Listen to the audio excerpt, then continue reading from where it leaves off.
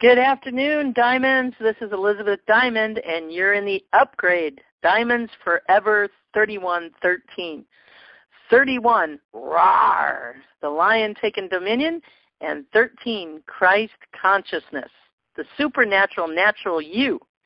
And you are the diamonds shining. And here's where you'll learn more and more how to shine.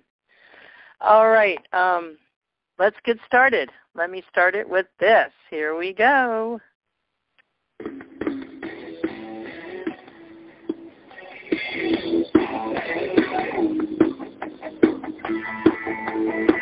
Oh yeah, you see me standing there. Yeah, I'm the one who wants to have it all. I'm trying hard to do my best. I'm aiming high, reaching out for what I want. But sometimes when you're trying hard, it can be easy to forget. It takes a friend to fly me to see that we can stand up and turn our visions and time together. We can help each other shine. Hold on tight to everything you dream and together we'll be all we can see. Hi, I'm here with Diamond Girl, and we're here to dance to her very own song, All We Can Be, with all of her friends. So first today, we are going to stand up and then stand out. We're then going to take our foot back and do a big clock motion. Then we're going to go to the right with our hips and our hands, and then to the other side. Then we're going to take a step with our right foot, 1, and with our left, 2. Then we're going to bring our hands very close to our body to the right, and then to the left. And then we're going to circle right around our face and come forward. Then we're going to put our right hand on our heart, then our left, roll our shoulders, and then do Diamond Girl's very favourite pose. And there you go. That we can stand up and turn our visions and time together. We can help each other shine. Hold on tight to everything you dream, and together we'll be all we can see.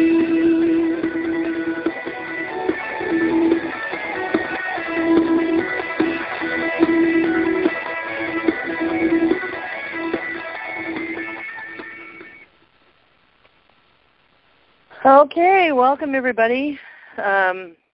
So let's just get started with a few announcements. And let me check here. Okay, we have guests today. We have Tory, who's going to who reads DNA, and he's back for the second time. Look forward to him. And we have some surprise guests here coming in the second hour.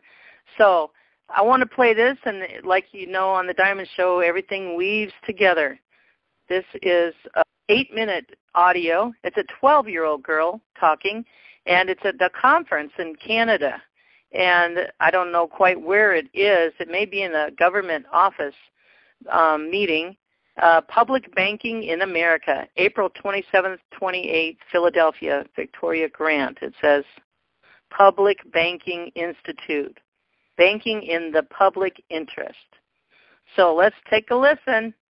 And like I say, this will all have to do with the call today, believe it or not. 600 people at a Rotary Club, and she's going to be giving the same speech to us today. And I saw it, I think a week or so after it hit the web, it started going around, and so I quickly got on the phone and talked with her dad, Zane, and invited them here. And so we have a very special treat. So Victoria, come on up. Do your thing.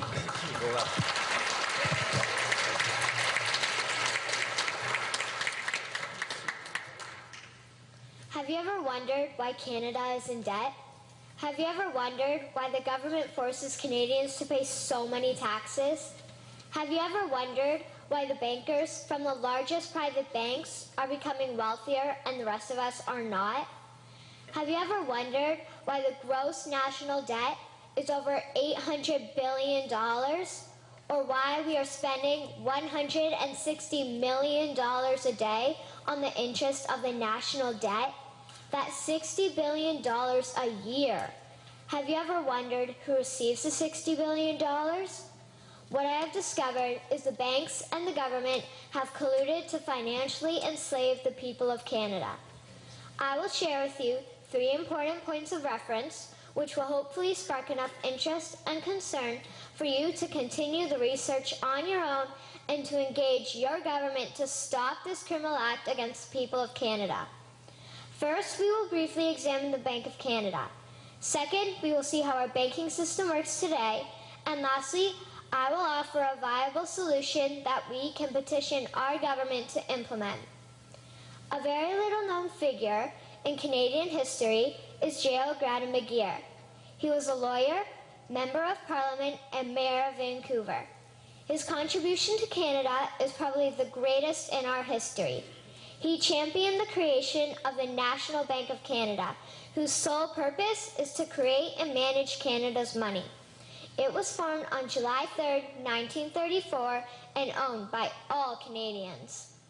Until the 1970s, because of the Bank of Canada, Canada's national debt was held at a constant, manageable level, until the government decided to implement what we now have as our modern-day banking system that is robbing the Canadian people. So how are they robbing us? Allow me to explain how our private banks and government work today. First, the Canadian government borrows money from the private banks. They then lend the debt-based money to Canada with compounded interest. The government then continues to increase taxation of Canadians year after year in order to pay back the interest on the exponentially growing national debt. What results is inflation, less real money for Canadians to spend into our economy, and the real money being used to pad the pockets of the banks. Also, the government gave the banks the ability to loan out money that doesn't exist in the form of loans. When a bank gives you a mortgage, which literally means a death pledge, or a loan, they don't actually give you money. They click a key on a computer and generate the fake money out of thin air. They don't actually have it in their bank vaults. Presently, the banks only have $4 billion on reserve, but they have loaned out over $1.5 trillion. To quote Graham Towers, each and every time a bank makes a loan, a new bank credit is created. New deposits, brand new money. Broadly speaking, all new money comes out of a bank in the form of loans. As loans are debt, then under the present system, all money is debt. What I find interesting is even Jesus, in Matthew 21, drove out the money changers in the temple because they were manipulating the currency to steal money from the people. The private banks are just like the money changers in Matthew 21. They are defrauding and robbing the people of Canada, thus their freedom, and they need to be stopped. How should the banking system work? In an infamous interview, Mr. McGeer asked Mr. Towers, "Can you tell me why a government with power to create money should give that power away to a private monopoly and then borrow that which Parliament can create itself back at interest to the point of national bankruptcy?" Mr. Towers replied, "If Parliament wants to change the form of operating the banking system, then certainly that is within the powers of Parliament. In other words, if the Canadian government needs money, they can borrow it directly from the Bank of Canada. The people would then pay fair taxes to repay the Bank of Canada.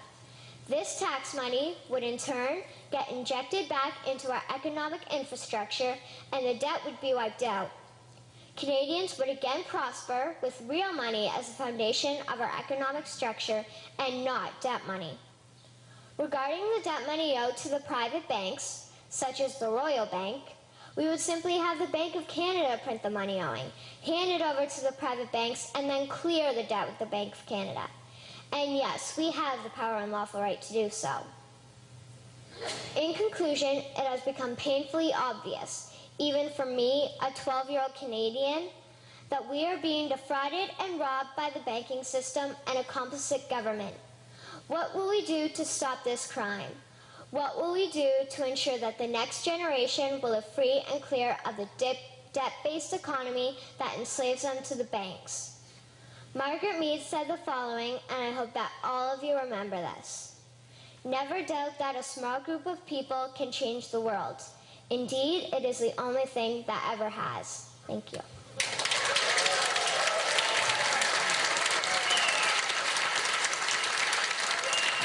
Diamonds, never doubt that a small group of people can change the world. 12-year-old child reveals one of the best-kept secrets in the world regarding the banking system, and the USA is set up just like that. So like Diamond Girl said at the beginning of this call, stand up, and we stand up together. And I'm here to tell you, besides the banking system, we, each of us, diamonds, are the bank.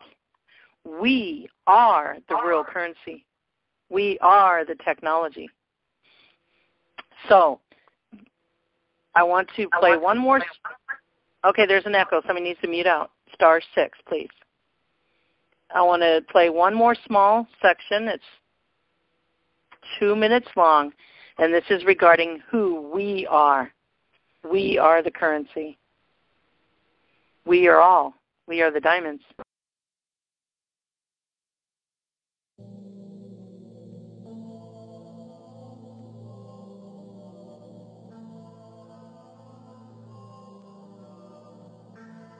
Imagine there is a bank that credits your account each morning with $86,400. It carries over no balance from day to day, and every evening it deletes whatever part of the balance you failed to use during that day. What would you do? Draw out every cent. Each one of us has such a bank. It's called time. Every morning it credits you with 86,400 seconds. And every night it writes off as lost whatever you have failed to invest wisely. It carries for no balance. It allows no overdraft. Each day it opens a new account for you. And if you fail to use the day's deposit, the loss is yours. There is no going back. There is no drawing against the tomorrow. You must live in the present on today's deposit, invested in every opportunity. The clock is running. You've got to make the most of today, right here, right now.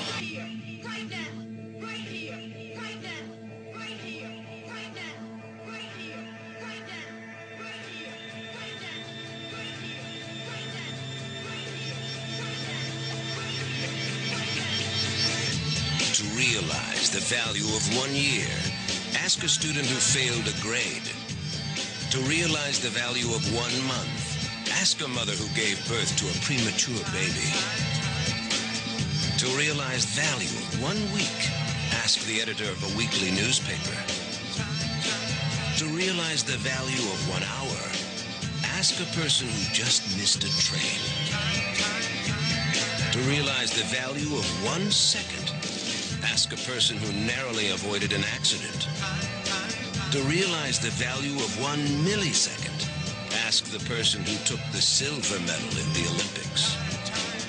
Time waits for no one. Follow up every lead. Make every second count. Always be closing. Every opportunity missed equals money lost. Remember, yesterday is history. Tomorrow is a mystery. Today is a gift. That's why it's called the present.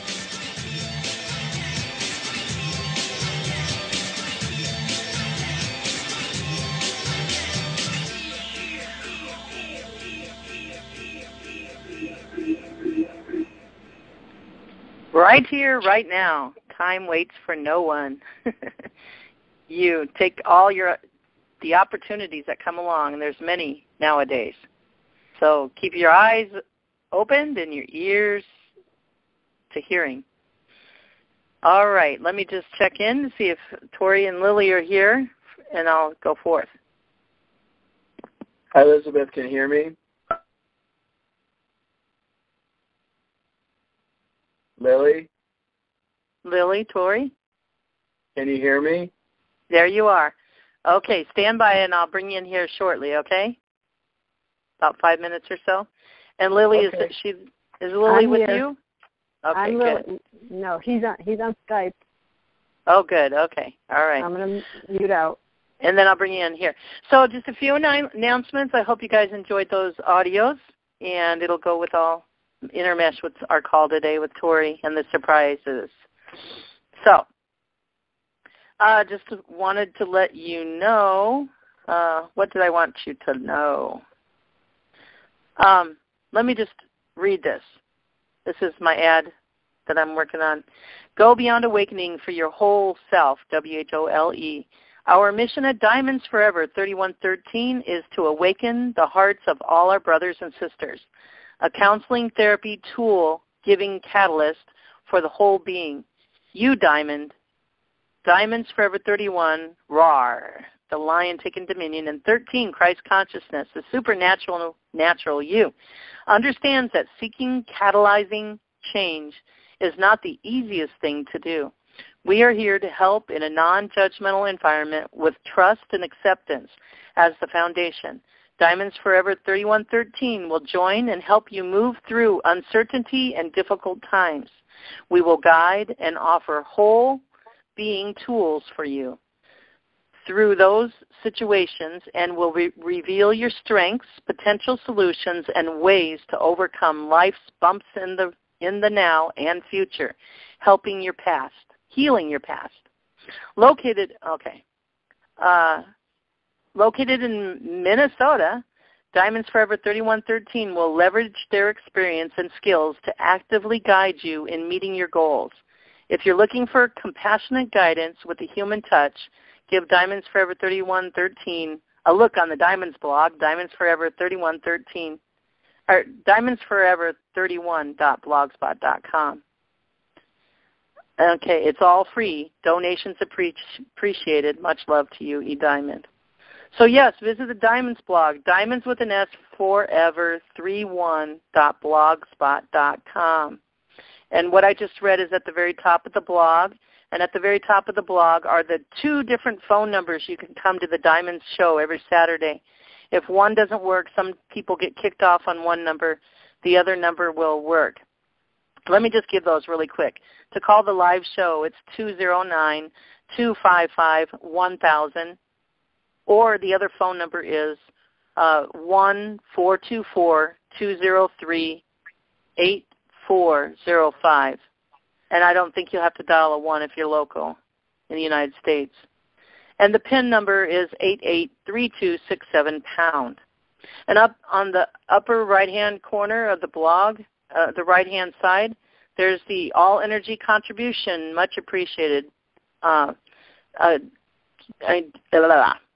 donate. Just hit that and goes to PayPal, whether you want to give a one-time donation or maybe a monthly recurring donation. And below that is Co-Create with Diamonds links. There's a new social network, and there's links there that you could click on. And I have some of the people that have been on the show's links too. And below that is a big 1 diamond. If you click on that, you'll go to the Elizabeth Diamond YouTube channel where probably about 50 of our most recent shows are on the YouTube channel out of like 203 now. Today's 203, reference number 203 pound. All right, I want to give a shout out. Thank you. Lily Diamond. Lily, thank you for helping and co-hosting the Diamond show. And Joe, shout out to you in Minnesota. Thank you for uploading and doing beautiful producing and editing work on the YouTubes, the Diamonds YouTubes. So, Lily, want to come in and just give your stuff really quick?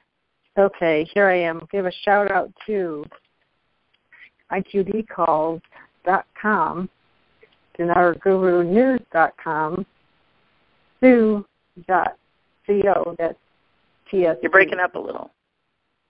thru.co.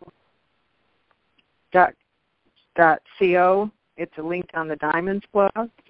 In the upper right corner, you can click on that link, Diamonds link, and Facebook.com, Ashtar Command, and the Diamonds.blogspot.com. That's Diamonds with an S. And remember, today is reference number 203. The replay line is 209-255-1000.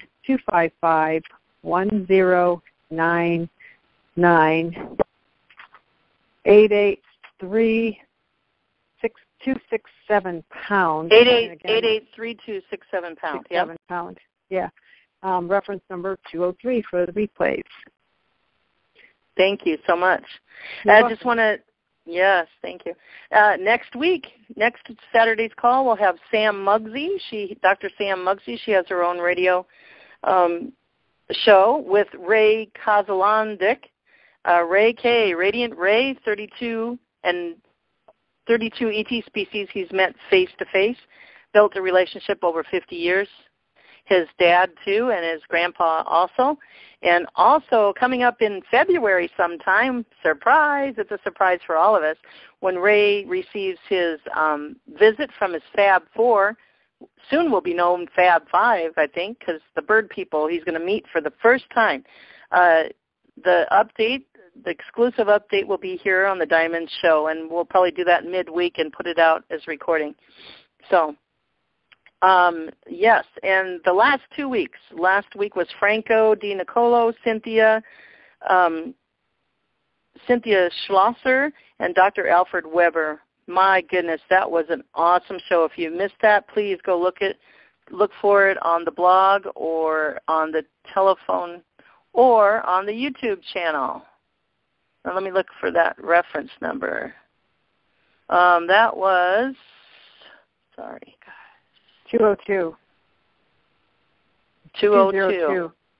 Okay, and then the week before was the appetizer show, which you should listen to before you listen to, because it all goes with the show after that. The feast show with Tolik, Julian Wells, Ray, Radiant Ray, and Sherry Wild. That was a galactic, out of this world call, along with the appetizer call. And do you know that reference number, Lily? Those reference numbers. And also, too, this week I'm going to record on the Diamonds line 2 songs that I've wrote. So look for those on the YouTube channel. Those will come on, and they'll be on the Diamonds line. So I wrote 2 songs. And also, February 12th, Elizabeth Diamond will be on Michelle Walling's show in 5D. That's on a Thursday night. I'll give more detail coming up. February 14th, Valentine's Day, we have a special plan for you. I'm going to keep that a surprise. And February 5th is Ray, back with Ray, Dr. Alfred, and others. And want to let you know, and I'm sure Tory will talk maybe a little bit about this with some of the things he'll talk about, in mid-March. Look forward to that. Mid-March, according to the astrology, and I believe it's true, our crown chakra, our last chakra, our 7th chakra is going to open up. All the others are opened up. Our crown chakra will be opening up in mid-March. And in mid-March, as we learned from Franco, is the energies coming in of the beginnings of 5th dimension and more waves after that. So we're going into 5th dimension. All right. Okay. So now let's bring on our guest, Tory. I'm just going to read a little bit here for you. I did a blog on Tory on January 30th, Friday. You can look for that on the archives and the right side of the blog. Just look for January 30th and click on it. You'll find it. I'll just read this. I put a couple of his posts that he has a blog too. Read my DNA. Everything is recorded in our DNA. And I want to just read about Tory. And the blog link, his blog link is on the Diamonds blog, and it's readmydna.wordpress.com. This blog, and he's talking about his blog, this blog is to give information about DNA readings and about what I know to be true in the universe. My life themes are healer and survivor. Oh, Tory, you are a survivor, yes. I do readings as a gift only and is a small part of what I do. I have many sacred obligations, as we all do. Well, those of us devoted to the light. I prefer that no comments be made here and that all questions be asked by email or phone. My email is readmydna@gmail.com. Please put reading request in the subject line. I do energy work daily, and my current focus is seeking justice and doing everything I can to help bring child trafficking to an end. I'm going to cry, Tory. So I deal with some very dark ones. I love to do healing sessions for those of the light. Sending light to the dark is an absolute necessity. I agree. That's me, Elizabeth Diamond.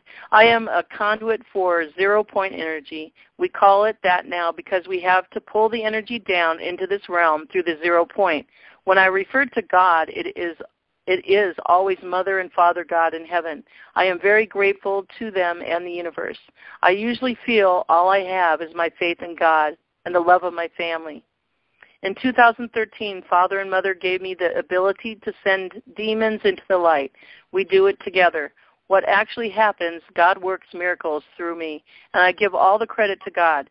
This happens with ZPE, which is really the consciousness of God, and it is what powers the universe and hold the planet, stars, and everything else in place. I have been communicating with heaven so long I don't remember the time. When someone I know dies, I always check to make sure they made it. I like to petition Mother God for a circle of angels around someone if they are close to the death process. I highly recommend this to all. I have been healing with various lights of God for over 20 years, and it has become like breathing. The gift of being able to see and read DNA came in 2010, about 7 months after having my DNA activated from 2 to 144 strands. My current level is 728,000 strands activated with 89% sacred light. Thanks and God bless. And that's Tory. And Tory, this came straight from your heart, man. I wanted to cry all the way through it. Thank you so much. And by the way, everybody, if you do send to get a full DNA reading from Tory, and we're going to talk a little bit about that today, please have it in your heart to send a donation. He does this all for free, and he's been doing it meticulously and out of his heart for a long time. So thank you. And also on this blog, there's a few blogs that Tory's blogged recently. Wednesday the 28th of January, Feline Humans. Are cats perfect? I like that. And then the other blog is January 27th, the Citizen Humans of Nuninki. He studies planets and beings, different beings.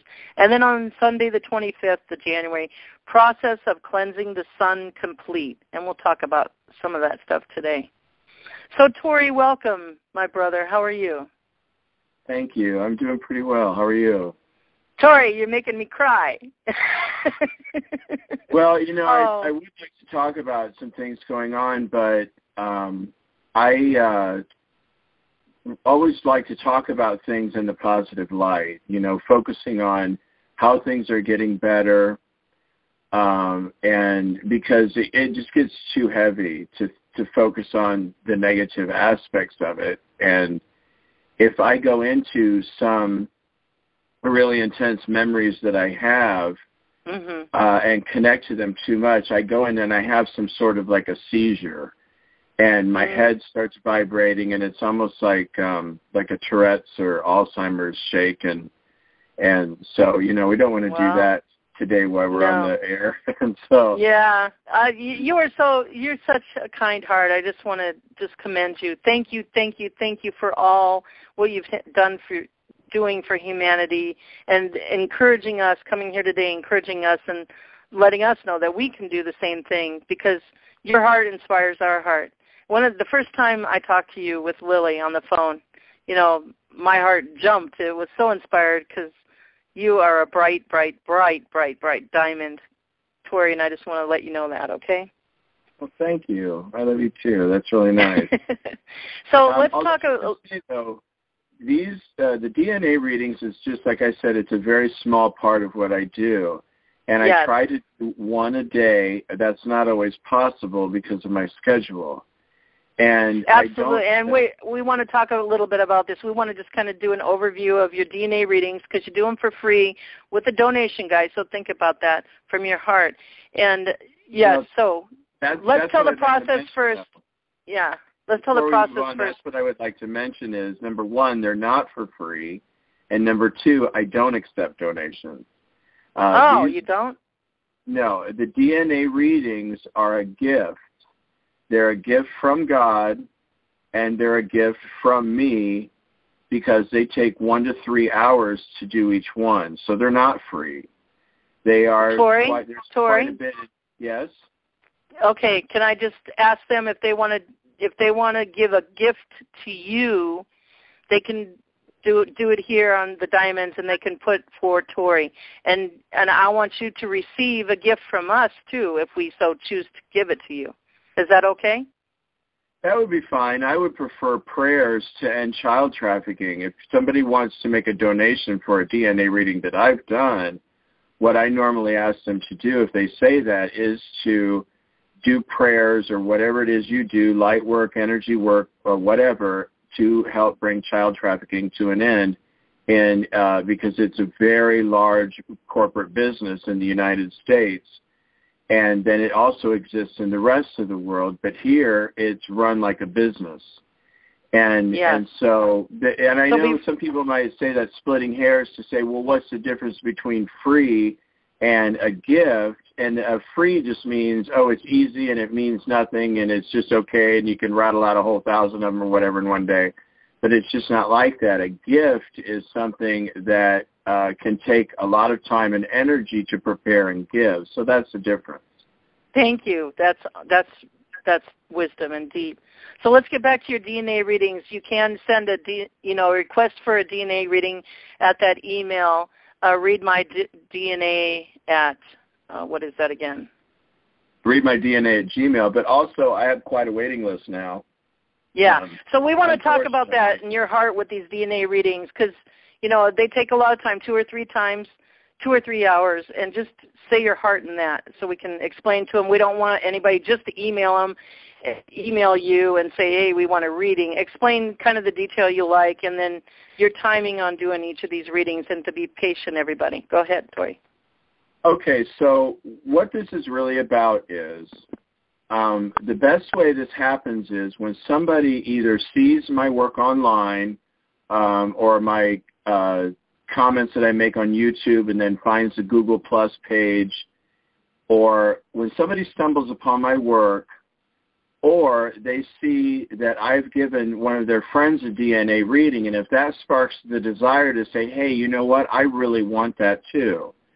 What I prefer is that someone has the desire to know about their past lives and also what I see in their lives, okay? Because, see, you know what I mean? I do my best to be accurate, and I have a really high accuracy level.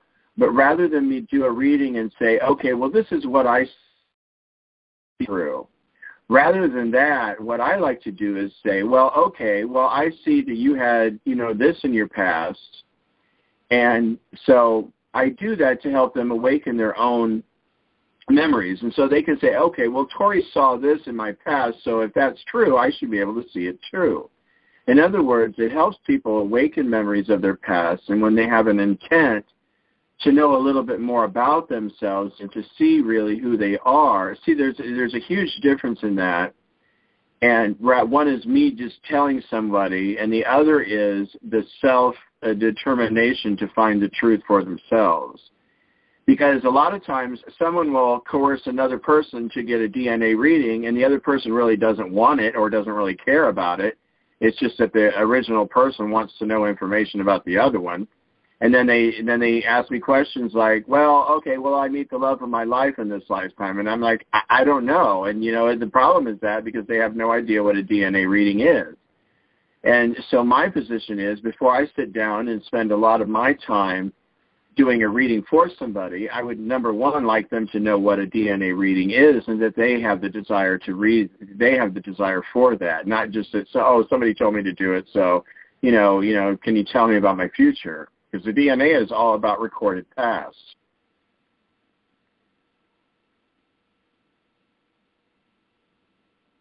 Hey, this is Lily. Can I chime in? Hello? Can we lose Elizabeth? Go ahead. Okay. Just to clarify what I am hearing you say, so energetically, since it's a gift and there's deep work that goes with it, you would prefer someone who's sincere in seeking their path, and it's more of a co-creating responsibility as opposed to chicks and giggles, tire kick and that type. You want somebody a more serious interest in it, and with them searching for their past. That's a catalyst to their future and to their walk today. Yeah. Yeah, because normally the process is I tell them what I see in their past, and then they have an intent to know who they are and to awaken memories of their past.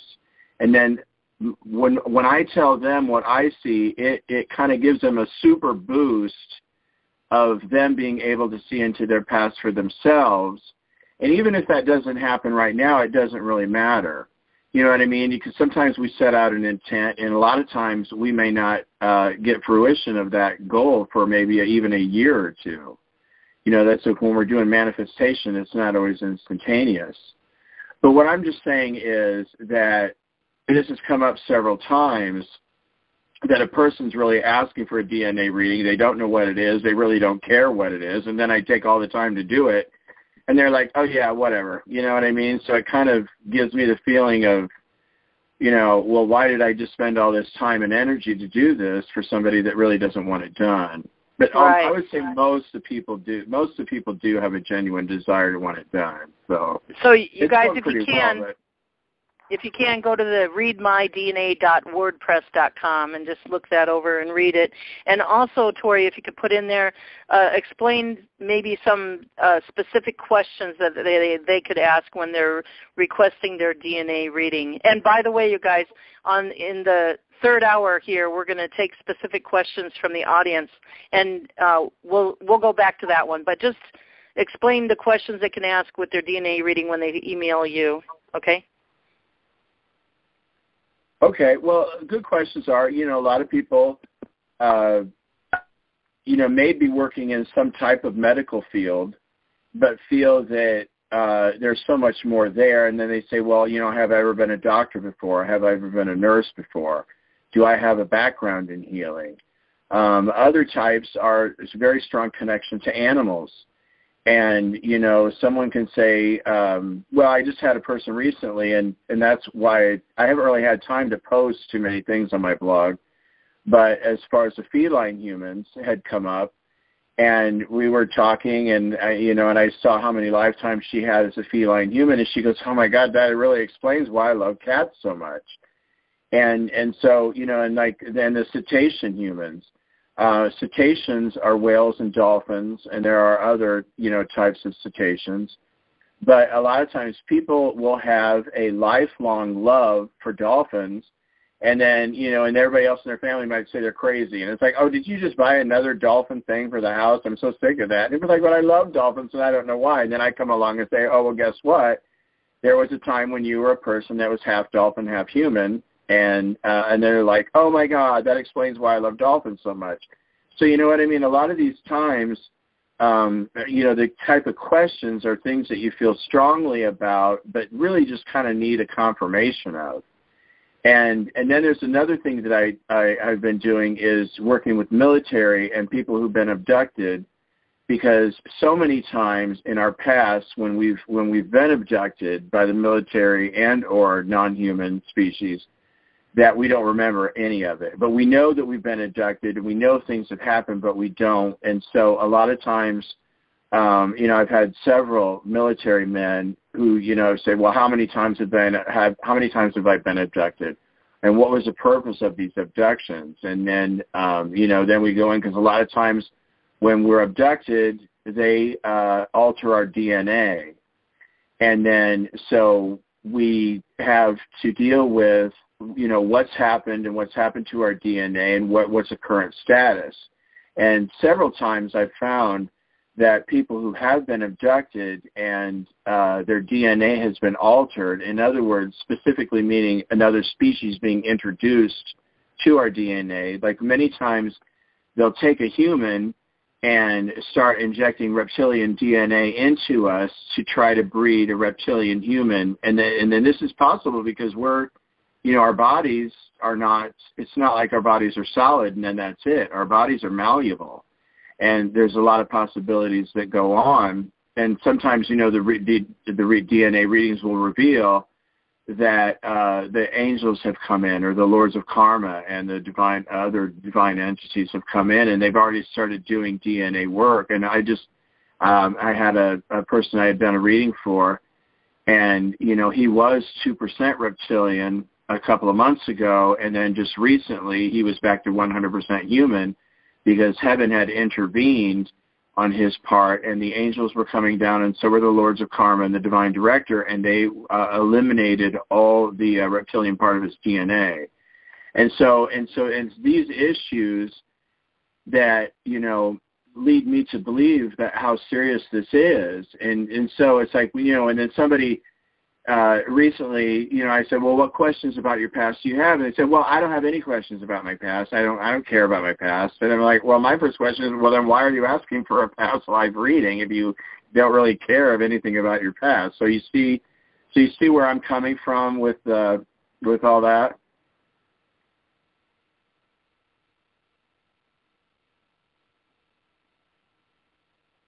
Thank you, Tory. Thank you. And I just want to interject that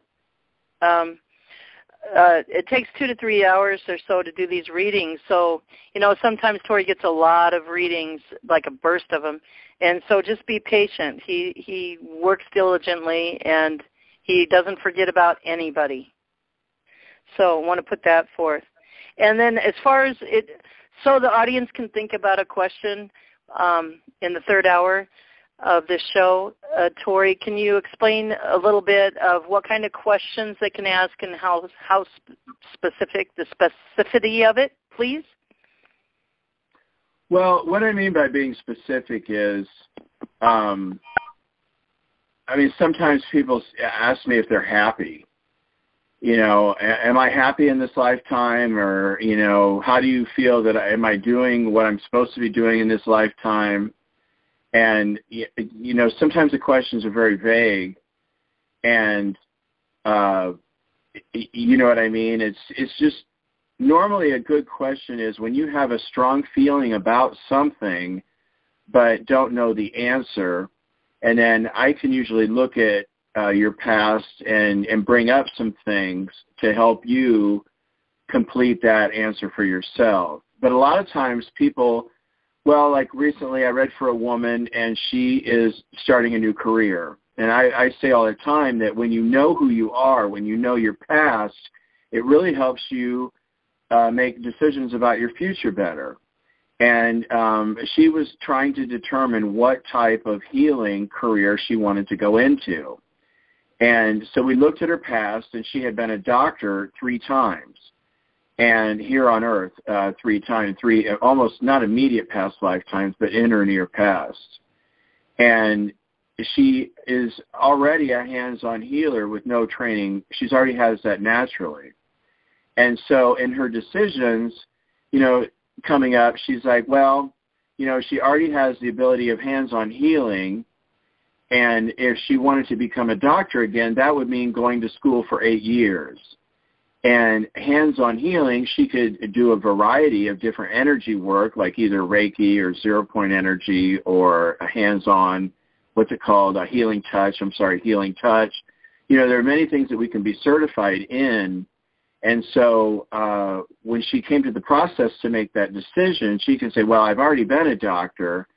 You know what I'm saying? It's just the decision, and then she said, well, it would only take me a year or 2 to get certified, and I'm already doing this now, so I can do healing right now today as is, or I can do a certification, or I can become a doctor again. So it's a lot of times our questions about the past really enable us to make better decisions about what's going on.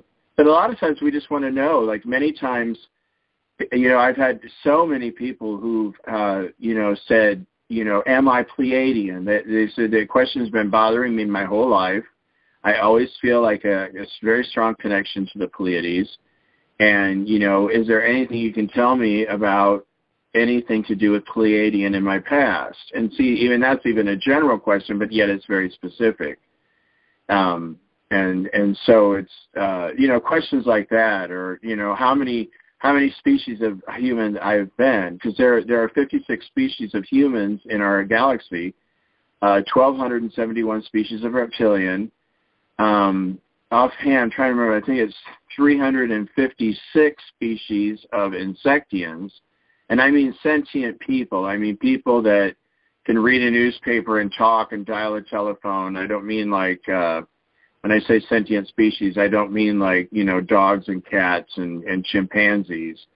I mean, people like us. And so, a lot of times, and then a lot of people are blends. A lot of people are human and reptilian. And so if that's the case for you, you might want to know, you can say, well, I'm part reptilian. What star systems do I have in my past that I have past lifetimes on the reptilian side of me? So those are what I consider specific questions.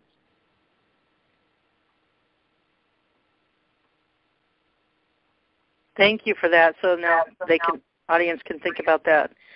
Okay, so let's talk about the next subject, the child trafficking. We want to talk about that first, and then there's 3 or 4 more things you want to talk about.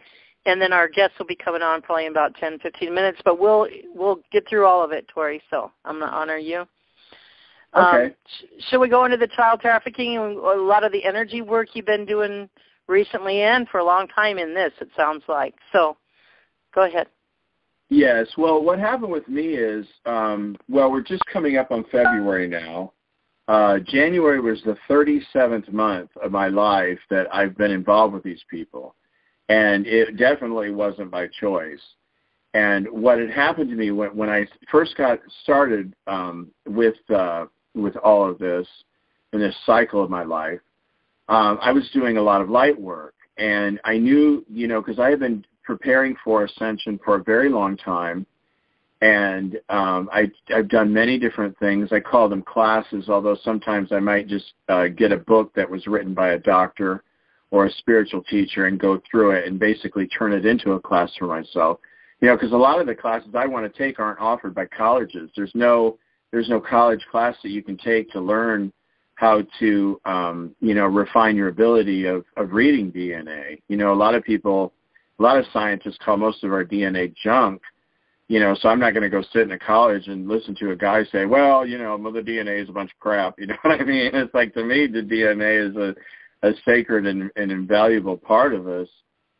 And so, in all this preparation, when I became involved, what I was doing is I was filling everybody up with light. And by the way, anybody can do this. Anybody can do anything that I'm doing now. It just takes time, and you have to just want to, develop these skills, as like soul talking or activating your galactic chakras, going from the old system of 7 chakras to our new system, which is 13 galactic chakras. There's a class you can take for that. The class you can take for soul talking. One that I really recommend is learning how to speak to your spirit guides, but it's not so much learning how to speak to them, it's learning how to hear them and learning how to hear, people in heaven. That's a very, very valuable tool. Tory? Yes? Can I just interject in that?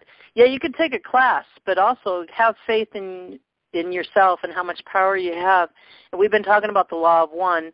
Call in the spiritual court of equity of all your ancestors. Call in the angels and call in those who can teach you in learning and activating the 13 galactic chakras. Call them in and say the prayer of one and ask them to give you guidance, wisdom, strategy, too. That's another thought. Go ahead, Tory. Yeah, I really like that. I believe that asking for guidance is one of the best ways to go. I turned my life over to the angels a long time ago, way before this stuff started happening.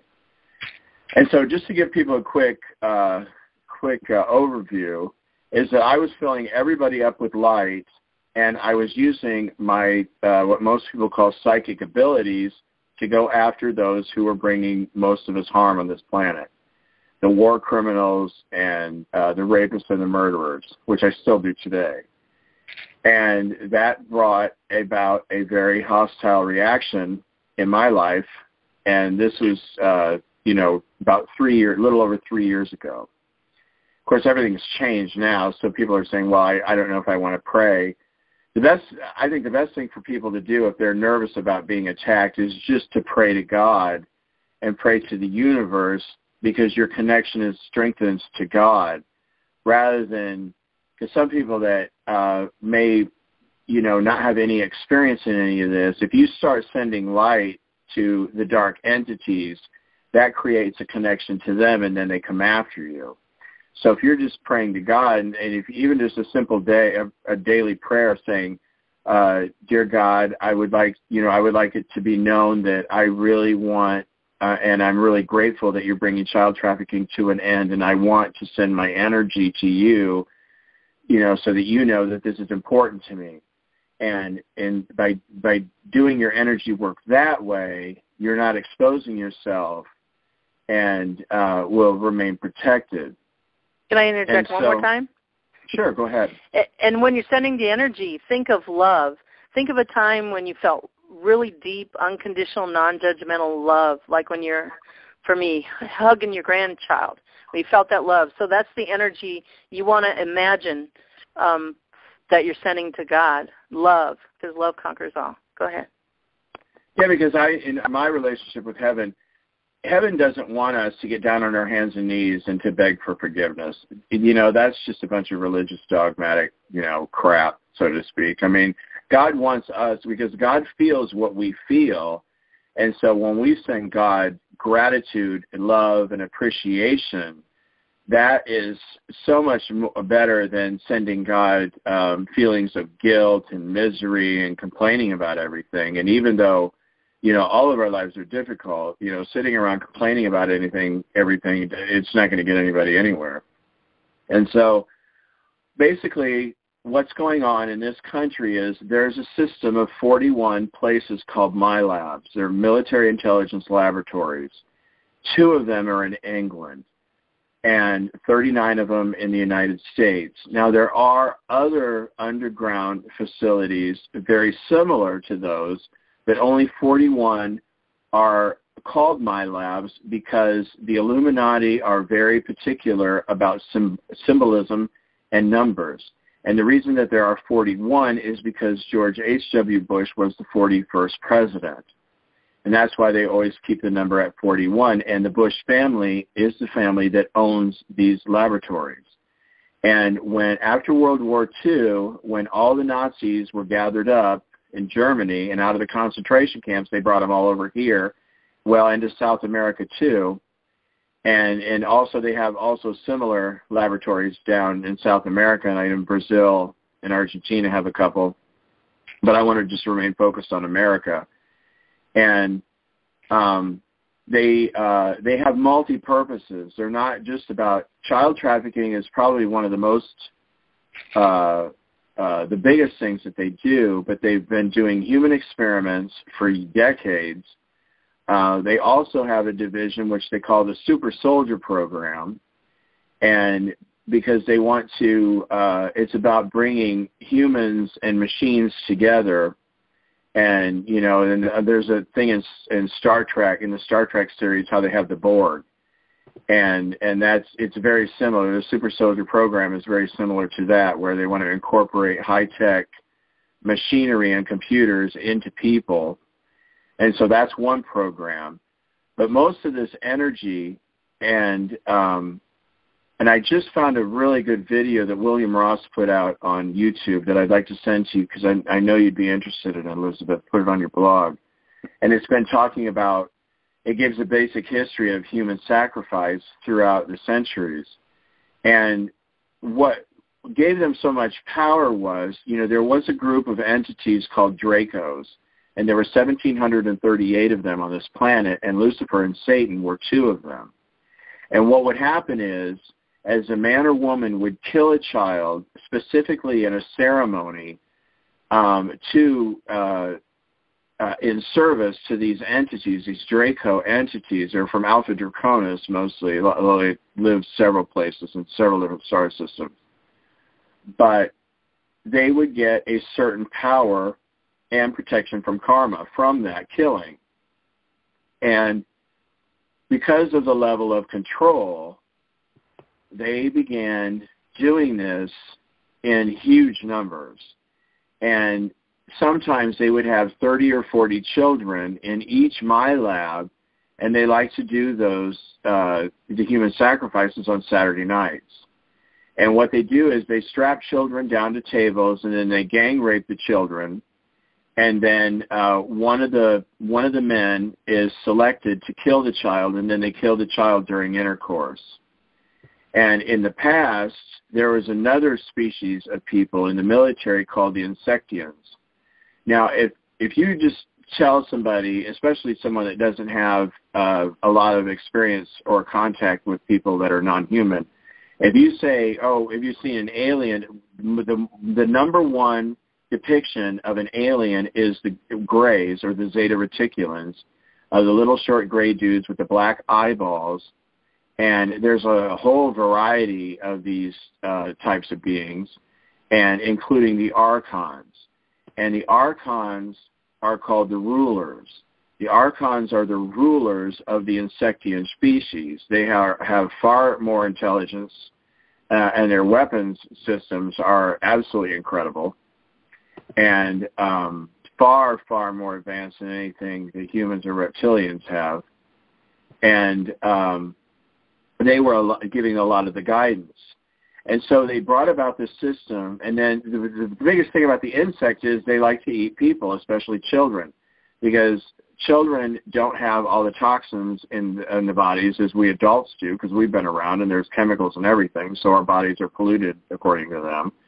And so they really like to eat children. So for them, it was the perfect system.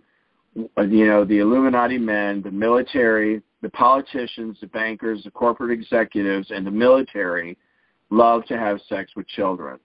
And so it was a win-win for them because they could have sex with all the children they wanted to, kill the children, and then they would give the bodies of the children to the Insectians, and they would take them and process them as food. And in exchange for receiving this food, the Insectians would dole out technology and information to the military organizations, and it was a win-win for everybody. Okay, now, with all that behind us, the good news is that this is coming to an end.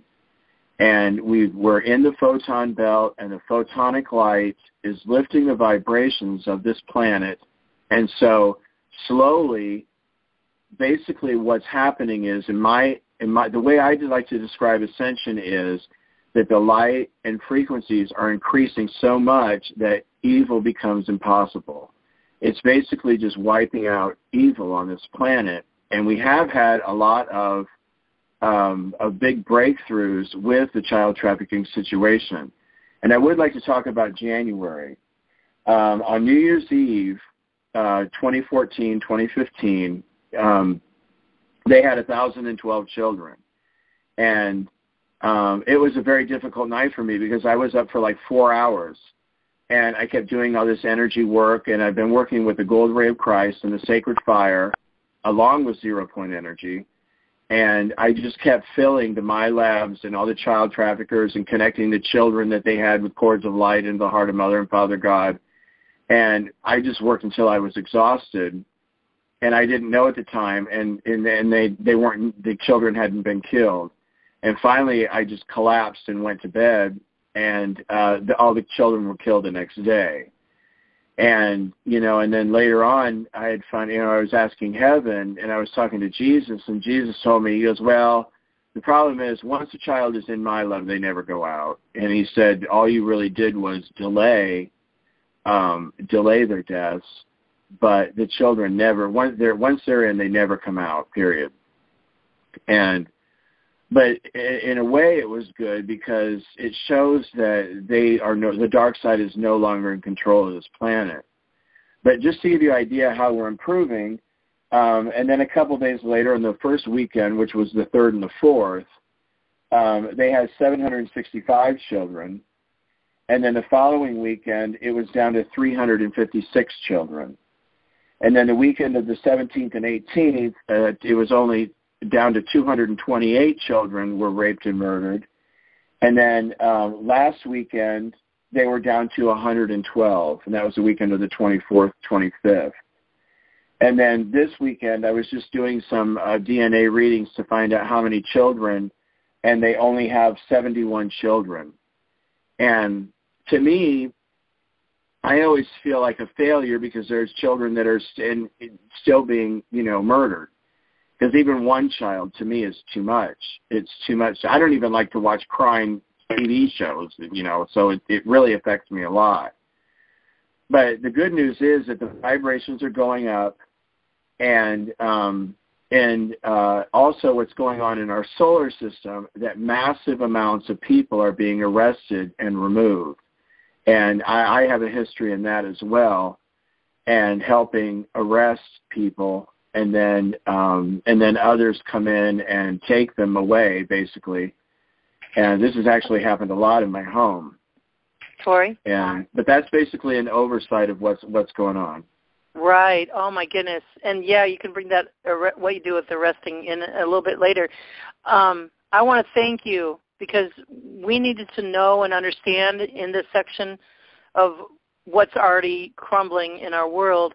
And the bottom line for you to explain this is, to help you with this and others that do this. So the bottom line is send the love, right? Send that unconditional love. And you said that once they're in my lab, then they can't get out. So how would we imagine that unconditional love if we're going to send it straight to them and not go through God, because we are God? How would we imagine that before they get in the lab, or you know what I mean? Or imagine it to go to their right now? I don't know. You know what I'm saying? Well, see, the thing is, one of my things is I don't tell people what to do.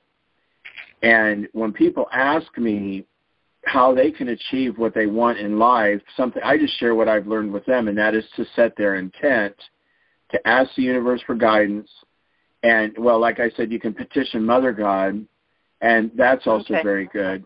But when you set your intent and you let the universe, when you let it be known to the universe what you want, all the information that comes to you is specifically geared for you. Gotcha.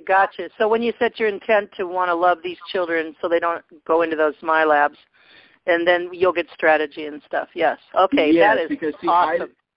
That's the reason I don't like to tell people what to do is because so much harm can come into them, because the Illuminati have the technology to enter our homes. They can enter our homes. It's technically not in the astral state, but I like to use the word, we astral travel, do outer body travel. Technically, it's not astral travel because they use some kind of computer machine to be able to come into our home, but they can come into our home with weapons. Okay. And so as we're speaking, that's crumbling and getting weaker, but still it's good to know, to know. Yeah, and so if I just went up to somebody and said, okay, if you want to help, just start sending light to all these, children in my labs, and then the Illuminati are going to turn around, connect to that person, and then they're going to go to their house and they're going to start firing weapons at them, and they have a whole range of things that they can do to us. And so that. You've experienced it. Oh, yeah, a lot. This has been going on I've had hundreds of thousands of entities come into my home, and then they follow me around during the day. It's just a battle. It's a nonstop battle. So bottom line, if you ask God, if you ask the universe for your own strategy, there's nothing beating that, because we're powerful, we're light. So yes, that's great. Thank you for that. Because you know why? So, when a person has a sacred light, this is why I always tell people what their sacred light content is. Beings of light, and it doesn't matter what species you are, people of light have a huge amount more power than those of the dark. That wasn't always the case, but it is now, because the Earth was not always a positive planet. That's when we switched on December the 21st, 2012. That's when the Earth went from negative polarity to positive polarity.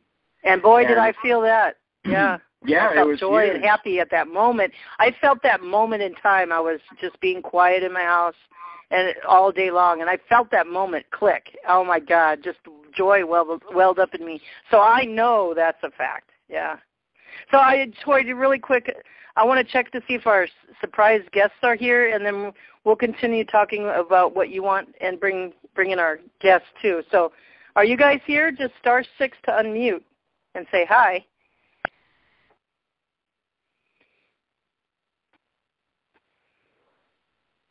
They were going to be, hello? Hi. Hi, who's this? Sydney. And is Annika here? Annika is not here yet. She is on her way, though. Okay, Sydney, everybody meet Sydney. This is can I give your age away? Huh? Sure, why not? I don't know her age, but this is Sydney, and she is a sophomore in high school. And we found these two angels on the after call last week when the recording stopped, and they came on, or 2 weeks ago. So I want you to meet Tory. Have you been listening for a little bit? I have. Tory, this is Sydney, and Annika will be along soon. Hi, nice to meet Sydney. you. How are you? I'm glad you came in because the vibration went way up when you just came in, so that's nice. And we can leave the serious stuff behind for a little bit. And by the way, I did you get to send Tory Read My DNA thing yet? We haven't yet. I'm hoping that maybe Annika can come over and we can get together and. Well, that's okay because I talked to Tory a little bit. And I gave all I did was give him your names, Annika and Sydney, and and I didn't even talk about what we talked about, what you guys talked about last week on the after call. So Tory said he was just going to look into heaven and see what he found out. So is that okay to share? Sure. Well, I wouldn't share. I never look at people's personal lives anyway. You know what I mean? I just look at the overview. And so I'm not going to, just so you don't get all nervous, I'm not going to reveal anything personal about you and your friend Annika. And if you want, I can talk about you guys now, or I can wait until she can come on, because some really interesting things came up about you two. You want to wait until Annika comes, Sydney? Or yeah. I wanted to be. She's not going to have too much time, but when she does. So I'll let Tory talk about another subject he wanted to talk to, but when Annika gets on the line, please unmute and just say, hey, you guys, or something, okay? Don't be shy to interrupt us, okay? All right. Is that okay, Tory? That's fine, yeah. Yeah, because actually there's only one more thing I wanted to address. Sure. And that is current events. And because there's been so many heavy, serious, negative things that have years, I would like to take a moment out to focus on what's going on that's really good right now, and that entails the process of what's going on in our solar system. And just found out recently that it's not just our solar system, it's galaxy-wide, because there is, I think it was yesterday, the day before, because I was asking how many entities, both non-physical and physical, have been arrested and removed from our solar system, and it's 46 million. 46 million, and I would just call everybody people at this point because, like I said before, most of the people in my life aren't human, and it's just so much easier and then the word alien to me means unknown, so I don't use that too often because, I recognize most different types of beings. And so, and even like the Alpha Draconians, like Satan and Lucifer, I still call them people because it's just easy for me to focus on one word. And they all went out. By the way, Satan and Lucifer went out in 2013. It was September 2013. And then the other ones just like them, Baphomet, Anu, there's a whole group of Set, Il, there's a whole level that they all went out, and the last of them went out in 2013. And so, and that's one of the things that I share, I know to be true, but, and everything that I say can be confirmed in heaven. You can go to the Hall of Research, the Hall of Records, the Hall of Charts, the Hall of Justice, and do the information research work yourself. But 46 million removed, that just kind of blew me away, because one thing I really would like to share is that I put on my blog is the process of cleansing the sun is complete. And what I saw happen was they said, okay, Mars is next. And basically in the sun, if somebody hasn't read the blog, the sun is hollow. And some of the stars in our solar system, some of the stars in our universe are hollow, and people live inside them. And our sun is one. Alcyone in the Pleiades is another one. And also there's a star named Ra, who Ra came down, and he was a major player in Egypt. They called him the Ra, the sun god. Well, he was just a very advanced being that lived inside the star Ra that came here. But anyway, all the people that lived inside the sun were given a choice, and they said, well, you can either move into the light or you can leave, and they left. Actually, they were taken away. Once they made the choice, they were taken away to a very, very far away galaxy. And the same process occurred with Saturn.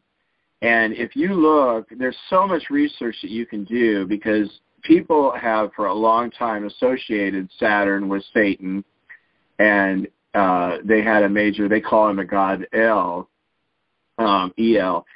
And I don't call people like that gods, but others do. But Saturn has been cleared, and the people who lived in Saturn did not have physical bodies, and they were all called archons, or mostly all of them were archons. And there was such a heavy level of control coming from Saturn to the Earth that I can't even really understand how complex these energies that were coming from Saturn to here. But the good news is that they're gone. And then Mars, I've been watching the population of Mars very closely.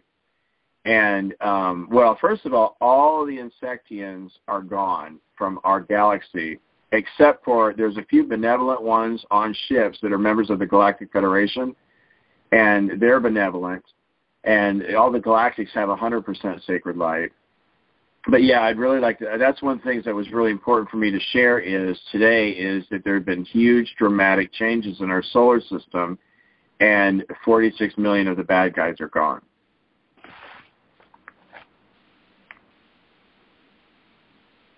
Wow. That goes with what I gave at the beginning, what Franco Di Nicolo's been saying and keeping us abreast, and Cynthia's been saying. Cynthia said for a long time that it's just not our Earth and just not our galaxy. It could be even more galaxies than this galaxy, too, changing, uplifting.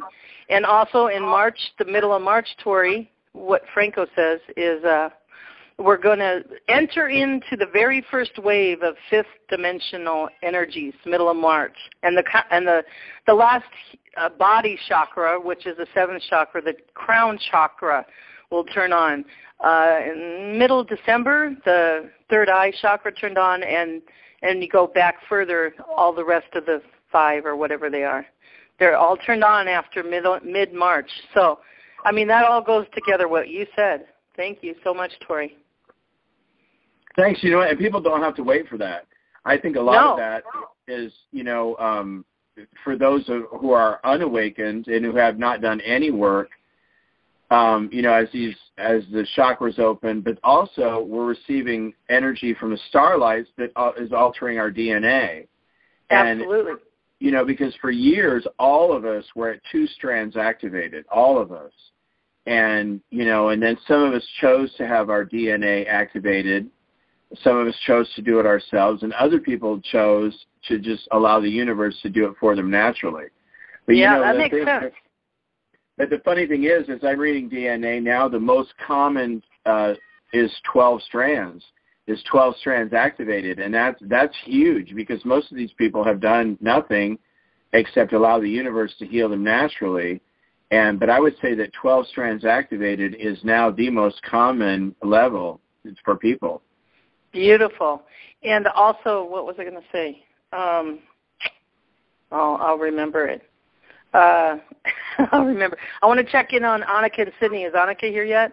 I'll think of that. She's not. I don't even know if she's going to be able to come. She has a lot of things going on right now. Okay. Oh, that's okay. We're going to bring you in right here in a second. I remembered what I was going to say. Yes, people don't have to wait for this, Tory. It's a free will planet. And I didn't wait, Tory. This inspiration came to me like last month or something when we heard about before 2015 when the energies were first coming in, because I've followed Franco.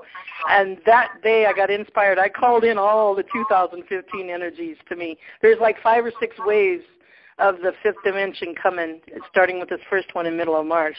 What did I get myself into? But anyway, yeah, it's all good. Yes. Well, we could go ahead with Sydney if she doesn't think her friends are going to show up. Okay, Sydney, it'll be on recording, so you can talk about Annika too, with Sydney, and then Annika can listen to it. Yes, go on, you two. Okay, Sydney, I'd like to ask: have you done what have you done to activate your DNA? Well, we are developing still all of these things. There's a lot of stuff that's coming new to us, like a lot of new things. We're in the learning process, Annika and I. And Sydney, I want to let you know you can talk your heart on this call, on this show, so don't be afraid to bring out the supernatural stuff and the details, okay? And then when you guys get done talking, you and Tory, I want you to tell a bit of your story, you and Annika's story. Go ahead, guys. Well, one thing I'd like to point out with Sydney is that, because I got from you is that you really haven't done a lot to activate your DNA. Is that correct? Yeah. Okay, because this is really important to me because you have 144 strands activated, and so does your friend Annika. And I feel that this is what I see is this is what you came in when you chose to incarnate here on this beautiful planet, that you and your friend chose to come in activated at 144 strands, and that's very powerful in itself. Mm-hmm. Because most of us are running at 2 strands, and when I took a look, because Elizabeth asked me to take a look so we could just give a general, a general idea of what was going on. I got that both of you are what we call star seeds. Yeah, Tory, before you go further, can you explain what 144,000 strands, what that means compared to 12 to 1 strand or whatever for all of us, and Sydney? Mm-hmm. Well, okay. Actually, hers is 144 strands, not 144,000. But that's something that if she chooses to, she has a choice like everybody else. Sydney, you can either choose to have your DNA activated, or you can allow the universe to do that for you automatically. And, like I said before, intent is the best thing, because a lot of times people will say, well, I really have no desire to do that, and that's because, before we came in, we chose to allow to have things naturally. Mm-hmm. And so there's no such thing as like, well, he has 2 strands activated, and I have 144,000 strands activated, so I'm more advanced than him. It really doesn't work like that. Mm-hmm. It's just because we're all different, and we all have our things that we do, and we all have our place in society, and none of us are really better than each other. It's just, to me, what was really cool was that you came in at this level. That's what I thought was really cool. And you can either stay and have it done naturally, or you can activate up. It's really your choice. Yeah, I would really like to do something to activate more. I'm sure Annika would probably say the same thing. But see, the thing is, too, is your age. Your age is a factor as well. How old are you, anyway? 15. 15. 15, oh, good number. Annika just turned 16. Okay. Well, my point with that is that, 7 and 5 equal, sorry, I'm excited. 15 and 16, 1 and 5 are 6, and 6 and 1 are 7. That's a 5 and a 7, and that equals a 12. Go ahead, you guys. Okay. Okay. Well, my advice to you would be to go with the flow and do what you want to do to make yourself happy, because your contribution is already being fulfilled in ways that you may be aware of and may not be aware of consciously. Now, we all know all this stuff about ourselves unconsciously, but you know, as we're born, we kind of have our memory's not wiped out. It's just that it's kind of blocked because we don't come in with all the information. You know what I mean? It's like when we're not all fully psychic and talking to people in other solar systems when we're, we have to create the intent to be able to do those things. Yeah. And, well, what I was saying is your age is a factor because I would say you don't want to overload. I'm sorry. I made a mistake. It doesn't equal 12. It equals 13. 13 is Christ consciousness. Okay, I'm done. Sorry to interrupt you guys. Because you have to have a life too. You know what I mean? What I'm saying is, if you have the desire to jump in and save the world, you know what I mean? You still have your age as a factor, being 15, 16 years old. You know what I mean? There's you have your personal life to develop, and everything does take time. And I know at that age, a lot of times when I was a teenager, I kind of wanted to take on the world and solve all the problems and do all this stuff. But my advice is, just kind of take a deep breath and, don't overload yourself. That's what my advice would be. But just seek what you want to do to be happy, but don't overload yourself. Yeah. Have you done any research to what a starseed is? I've heard about them before, but I haven't really looked into that. If you'd like to write this down, what I see is that you're the rainbow type, a rainbow crystal child. It was also called rainbow type, a rainbow crystal child, a starseed. And yours is rainbow, and your friend is indigo, INDIGO. She's an indigo crystal type. And both of your sacred light content is really high. And what I saw for you is that you have past lifetimes in 37 star systems, and your friend Annika has past lifetimes in 38 star systems. Cool. And one thing that I wanted to check, which to me was almost obvious right from the get-go, was here you are as friends. You're both star seeds. You're both crystal children.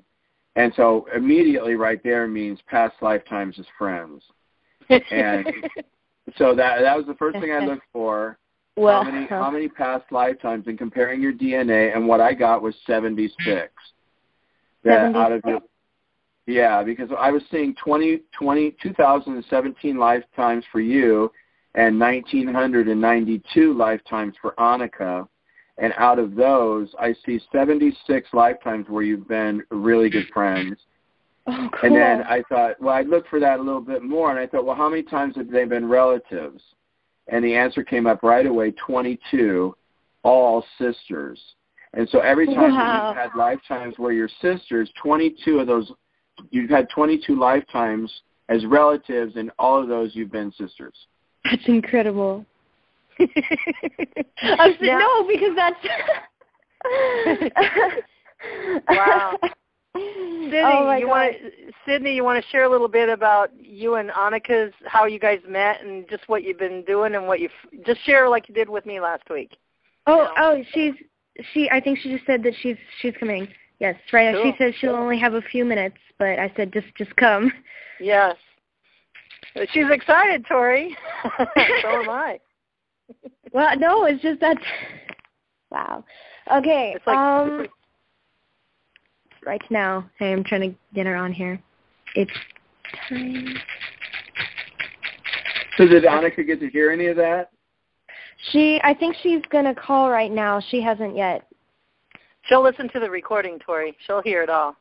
Okay. Yeah, wow. I'll tell her everything. I am very excited about this. And plus, Tory, when you guys send your readings, Tory will give you more detail of like all the planets, the names of the planets that you guys lived on, and everything. Because what I would like to point out before, you go in and what you're going to say is, and just one more thing and I'll be done, is that many times, and I really see this as you as, and besides the fact that you have your personal life, your friends, your family, your career and stuff, but more than that is what's considered the vibration, and that's what a starseed, the overview of a starseed person is that you chose to come here as yourself because it's called anchoring a frequency, because there's a collective consciousness for all of us. And if you take the 7.8 billion people on the surface of this planet and you add up all of their frequencies, you're going to get a frequency. And what happens is that people choose to incarnate here that have a high vibration, and that is you and your friend. And so basically you have the choices. You can just exist as is and contribute, or you can do other things as well. That's though.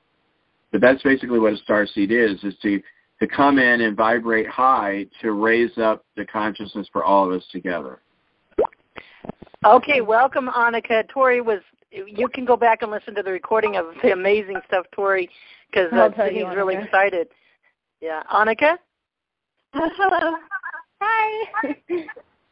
Oh, you're echoing a little bit. Are you on Skype or phone? I'm on phone. Oh, okay. Take it off speaker. So Annika and Sydney, are you there? Yep. We want you guys to tell your story now of, how you met and I want to tell you, Annika, don't hold back. Just tell your heart's desire. You can talk about any kind of supernatural stuff on this phone like you guys did last, weekend after the recording. So, okay. Sydney or Annika, you guys start. And then, Annika, you'll hear the amazing recording of what Tory brought in for you guys. And Tory's still here, so you could ask him questions. Go ahead, guys. Okay. We should start with last year, how this begun with us two. Okay. All right. So we met when we both made the decision to go to a magnet school. I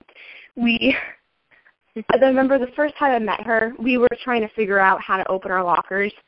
And she was right next she was right next to me. And I remember, I didn't even talk to her, but we were both struggling with the same thing. So I know. I remember feeling almost drawn to her, and I didn't know about any of this stuff at that point. So I was like, "What is this?" Yeah, we knew absolutely nothing. And we just kind of clicked. And so I remember we figured it out together. And then when she left, I didn't feel sad or anything, but I was kind of confused. I was like, why did I feel that way? And then when school started, we had biology class together, and I saw her. No, she saw me, I think, right? Yeah. Yeah, I was there, and you came and you sat down with me. Yeah, and the teacher asked us, we were talking about life, and she says, how many times does a person live? And everyone in the class said 1, and she and I were the only ones who said infinity. Okay, you guys broke up. You broke up there again. What did the teacher ask you? Sorry, how many times a person lives? Everyone in the class said 1, and we said infinitely. And from that moment on, we were like, whoa, do we think the same way? So I had met another person. Her name is Amy, and she was an angelic human. And so she was telling me about all this stuff, and me all excited. I was going and telling Sydney. And I had, broken wings on my back astrally, and Amy said she would heal them for me. So I said, all right. And so she did, and then after she healed them, I became aware of them, and even now if I concentrate on them, I can feel them flapping on my back. And so I was really excited, and I went to Sydney, and I was like, dude, so we started doing, meditation, different things to try to reach and find memories of our past lives. That was interesting. Well, we do lots of things. Healing, seven chakras. I know y'all were talking about the 13 galactic chakras. Well, we've opened our 7 chakras. What else do we do? We deal with the supernatural, those bad entities, and the good ones too.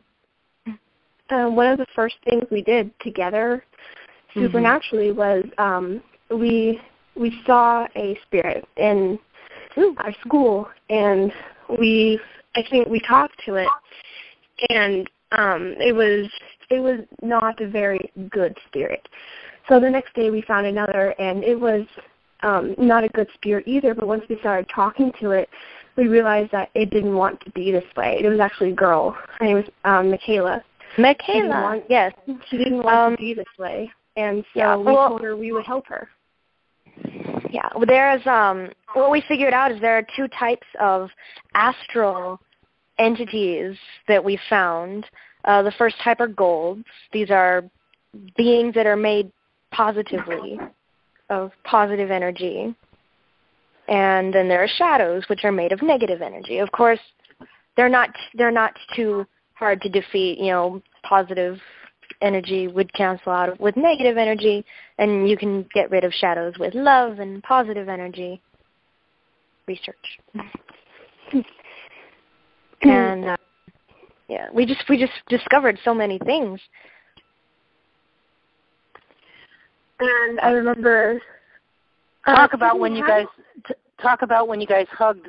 When you hugged for the first time. Oh, yeah. Well, no, it wasn't for the first time. It's because now I go to a different school. My parents took me away from that magic school.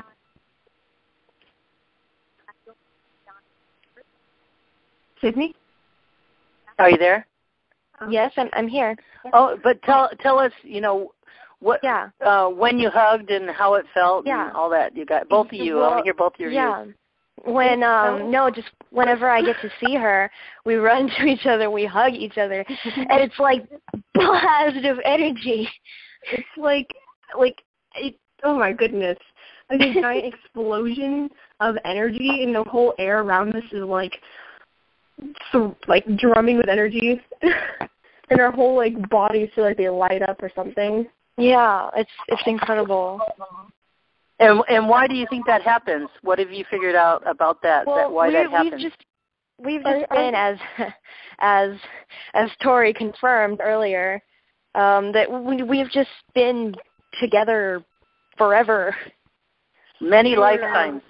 We're just so close, and we were created at the same time together as soul sisters, and we've just been together for all of our existence. Wow. We feel that because our souls were created at the same time as sisters, that it's kind of like a puzzle.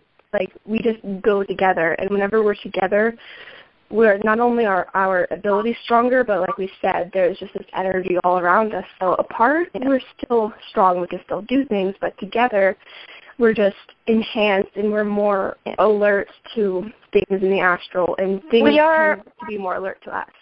Yeah, the power of 2. Yeah. We're also aware of one of the, apparently there can be many, but of one of the higher beings that we're connected to. You broke up a little bit. Sorry. Our higher selves. We each have a higher self that we are connected to that vibrates at a higher frequency. And our essence, our soul is split up between this physical body and that higher body. And it's like a soul fork. Teal Swan calls it a soul fork. She's a Palladian soul fork. Oh, cool. Yes. So when you hug, the energy that's all around you. What have you found out that does to other people, or the atmosphere that's around you? That energy that comes out. You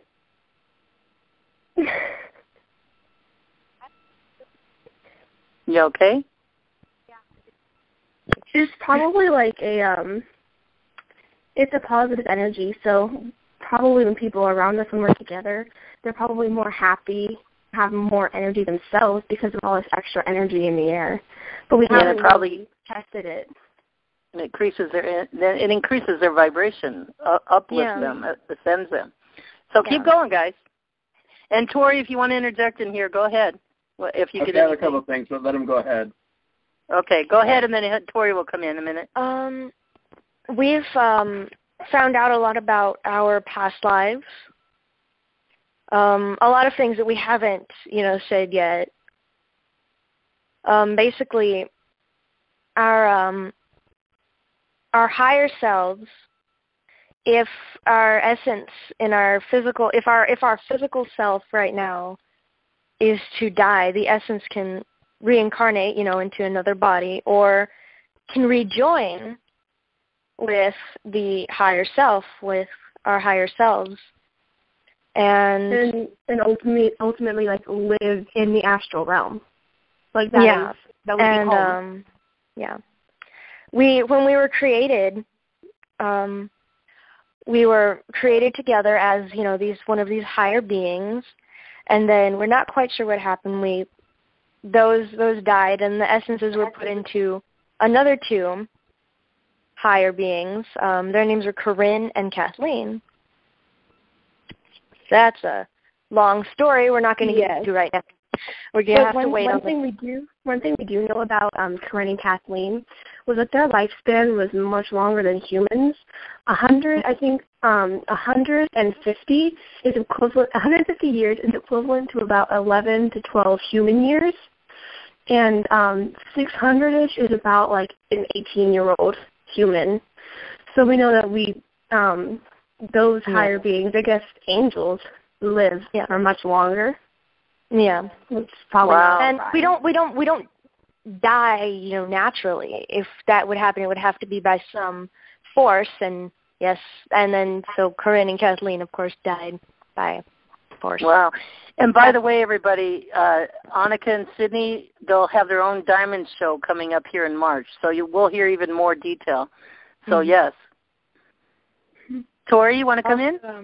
Go ahead. I'd like to say something because I think it was Sydney that said it, and I would like to point out because she made a comment that would be applicable to everybody, and what I mean by that is sometimes when we just make these statements that we just blurt them out, that they're true behind that, and that's what I mean by applying to everybody. Because when we say things that we just blurt them out as truth is because there's always something behind it. And what she said was, I don't know if I can exact quote, but yes, we came in together and we've been together right from the start.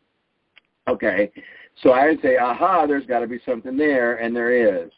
That, because I always say that there's a difference between the age of our soul and the age of our DNA. Because normally we acquire a DNA when we enter a solar system and live our lifetimes there. Mm-hmm. And so the age of DNA is something I always include in a reading. And so I looked at both their ages, and it was 6.107 million years old for Sydney, 6.107 million years old for Annika. And what I'm getting is, yes, they came in at the same time, and the first lifetime that they each had in the Milky Way galaxy, they were sisters. 6.107 million years ago, and that was in the star system Lyra. Mhm. We know that after Corinne and Kathleen died, we've lived 50,000 years worth of human lives. Mm-hmm. And some even animals. I remember. Just on Earth. 50,000 on Earth. Yes, we were cranes. That was fun. And I've gotten a couple memories from different human lives that I've had. So you two, what does it feel like when you start remembering? Like you guys both seem, you can hear it in your voice, you remembered your crane life together. What does it feel like, and what happens, and what can we expect as we remember our past lives? I mean, it's there. It's in us. It is contained within our, our soul, these memories. With everybody. Yeah, and everyone. And when they're brought out, is just incredible. It's like you feel like you're there again. For me, many times when I remember something, it started off, something triggered it. Like one time I was sitting in class and I saw someone's black backpack in front of me, and I was staring at it. And for some reason, that triggered a memory of me being interrogated.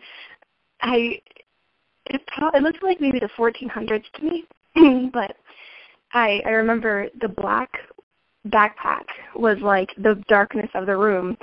And in this memory, so a man walks in and turns on the light, and then I remembered more things, but it's just the memories themselves, for me, once they're triggered, it's like a movie playing in your mind.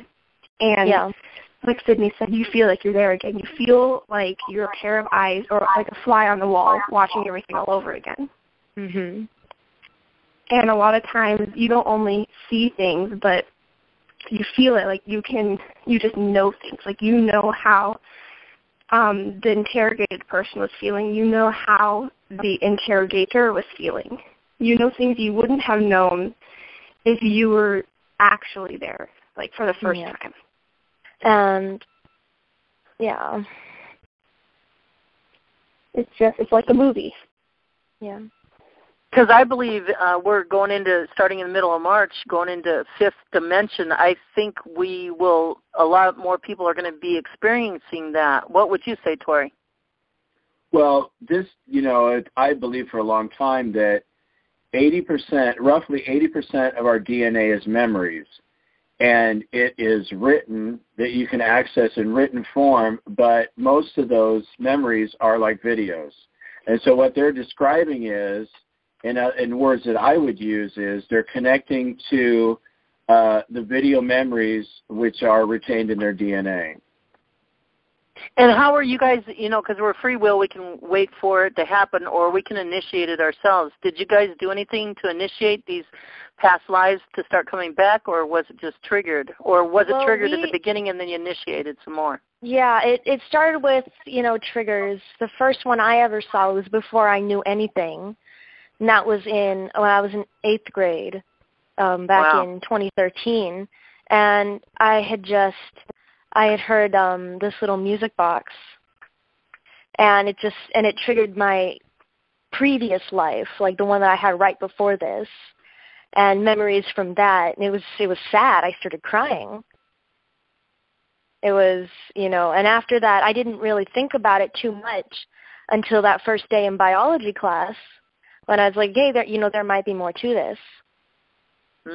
So then we began to, we'd go and have, periods of time where I would call Annika and we would just focus and try to feel, hear, see whatever we could. And in the beginning, it was really difficult. Many times we would try to pick out names. Like we would see a face and we'd try to pick out names from our memory. And it was a very sloppy process at first. We would pick random letters from the alphabet and say, like, does this feel right? And if it did, we'd pick another letter until we eventually got what felt like the right name. That's how we found, Corinne and Kathleen. Our names when we were created, she was Rendeline and I was Mirakana. Wow. And you two aren't the only ones. I learned just recently you talked to a third gal, and just let us know a little bit about her if she comes to the show next time. Oh, Sam. Sydney shared with me that Annika and Sam talked to Sydney's higher selves. Isn't that awesome? Amy, Annika had mentioned Amy earlier. Amy and Sam are angels as well, and they had talked to our higher beings. It was actually quite strange because they would it was weird. Messaging them, and they were telling us, "Hey, this is what your higher self is saying," and I'm like, "I'm saying that? I'm saying that. I'm saying it. Yeah, it was yeah, it was me and myself and I." And higher names. Mine is Andesine. Annika's is Sarnius. I don't know if I've said that or not. I don't know. When I earned my wings back, and when Sydney uncovered that she had wings, we were able to not choose new names but receive new names. Some spirit, the name leaves me, but he renamed us and said, you can change the name if you want. And we were like, nah. So that's how we got new names. So now tell us. Go ahead. Oh, no, sorry. I just wanted to clarify. We've had 3 higher selves. First, the ones when we were created, then Corinne and Kathleen. And then we began having lower selves as the Andesine and Sarnius. And that's when we lived out, all these lives. And Andesine and Sarnius are still alive. Like I've been saying for a long time, it's hard to get my head around it.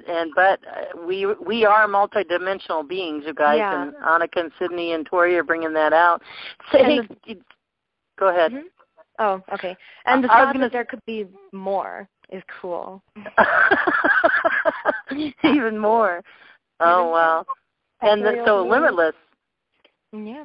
Because we are all one anyway, so we're all, yeah. Okay, so tell us a few stories of what you're doing to help humanity, help your friends, just a couple stories, and then we're going to take some questions from the audience, specific questions to Tory regarding that, and I want you guys to join in with your intuition too.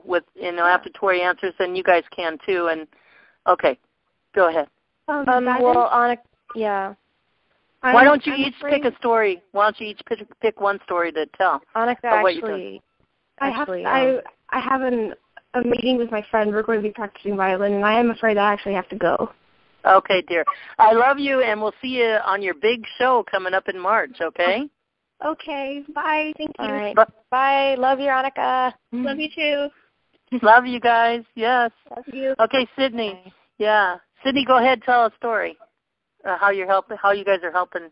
Okay. Well, basically just, my friends, one by one, I, inform them, about things, higher selves, astral bodies, astral projection, and different things. And, of course, I love my friends. They're very accepting. They get into it. And, I just try to help them in their own, ascension process. And, and just, bringing people up, one by one. I think there's 3 people that I've, 2 that I've fully brought up to full consciousness, that's what I call it, consciousness with me, and 1 in the process right now. Beautiful. And, I can't, help, everybody, but, I try, it makes a difference to that person, to each person, and that's what we try to do. And also with our energies, just, especially, when we're at school, just radiate this positive energy, and it lifts other people up, whether they don't realize it. Even so, you go, girl. Yes, they're lifted up, and I just love doing that. There are, so many people that just, have no idea, and if I had, the chance, I would, educate everybody, but I know that might not be accepted so well, so I begin with the positive energy. Beautiful, and the love energy, but as you and your friend are doing that, even just walking around being, I call it tuning forks for everybody. They don't even know. You guys are getting happy and having a good time at it and fun at it too, aren't you?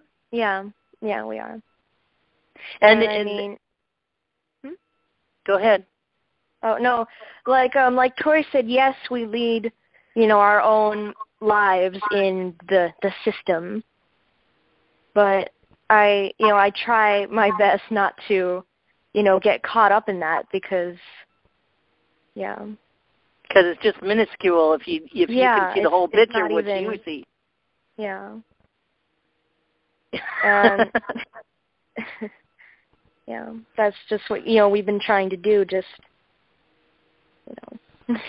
And you brought up the story last week off the call.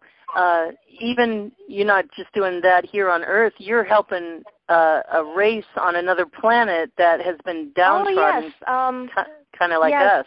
Well, planet Canis Majoris Epsilon, it's also called Adara, is a star in the Canis Majoris constellation, and me and Annika traveled there astrally. That was the star that we chose. We traveled there astrally, and we were hoping to build there. To start, some place that we could call our own home. Away from here, and we found a species. I don't know what their names are, but I call them the blue people. They're little and they're blue, and there was only 4 or 5 of them on the planet. They were being threatened by these outside invaders who would come, and their race was dying off. I mean, there were 4 or 5, or 5 of them. So me and Annika made a deal with them where we're going to incorporate them in our building. We're going to help them repopulate this planet with their race that was killed by these outside invaders. And I don't know what their names are. I call them the blue people. And we've just been trying to help them out, and we are good friends with them. And you guys are designing a house, like here on Earth. Annika's drawing out the plans of a house and the building on a piece of paper. I'm drawing out the plans. We have so many structures that we want to build with our astral abilities. And is it that they don't have a place to live, and you guys are going to build them? We are. Shelter. Beautiful. We are dreaming big. 2 palaces. Dream big, everybody. 2 palaces, a research facility, a coliseum, an oceans. Wow. Yeah. Oh, I can't wait to see that. That's exciting. I love that. Yes. Tory, do you have any sense of the blue people, their name? Because this is Tory's specialty. Well, I'm still learning about all of different species of people, but people of Sirius B are blue. There's one of the species of people, humans, that are blue, and from the Canis Majoris star system, and there are have expanded out. Most of us have lifetimes as Syrians. Cool. And one of the things that they're really known for is something called the Great Blue Lodge, which is probably the most premier healing facility in our galaxy. And people from all over the galaxy go to the Great Blue Lodge for spiritual and healing ceremonies. And so when you're, after you had said that, because I don't know all the names of the stars, and so I checked, and the Canis Majoris Epsilon is also called Andara. And you said you knew which planet that you were on. You were in the star, or you were on a planet? I'm pretty sure I don't know. The surface is like Adara is a blue star. It glows, but when we're on the surface, it's shining like white, shining. I don't know quite what it is, actually, but. Because what I'm getting at is that you were on the 3rd planet of the star Andara. Does that sound right?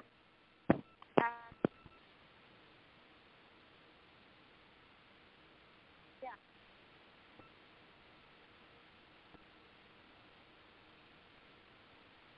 Uh-oh. Did she drop? I don't know. Let me check. I heard her say yeah, but it was very faint. Oh, I don't know. I don't know why I'm speaking. I don't know why y'all can't hear me. There, you're back. We can hear you now. I am here.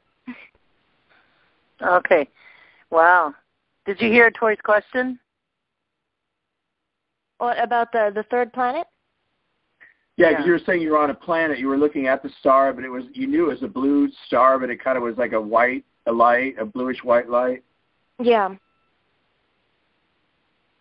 So the third That's planet cool. of, yeah. What do you mean by third planet, Tory?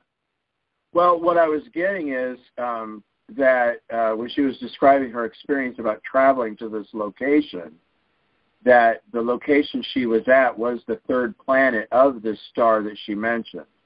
That's what I got. Oh. That she was on the third planet of this star called Indara or Cana Majoris Epsilon. Yeah. So stars have planets around them. Well, sometimes it's very rare, though, but sometimes stars are hollow and we live inside the stars. But most of the time we live in or on the planets around the stars. And most of the planets are hollow, and so we live either inside the planet or on the surface. And it just kind of, I don't really think there's any rhyme or reason to it. I think it's just the way things are. Like with the Earth, most of the people live inside the Earth, but we don't have contact with them generally. There are a few of us who do. There are a few of us who've been inside the Earth, but because of the system of control, most people aren't aware that that the majority of the people of Earth live inside.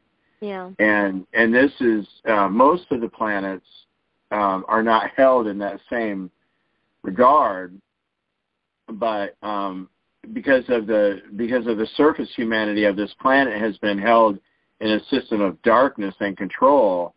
Yes. That's why we're not allowed to have contact with the inside, is because they just haven't wanted us to. Mm-hmm. But one of these days we'll meet them all. You know, Andrew talks about there's exponential number, 50 million or 1,000 that we don't even know are living here in different dimensions in the Earth and stuff. Yeah, which we will be meeting sooner or later. Yeah. Go ahead. You thought it was great. What, Tory?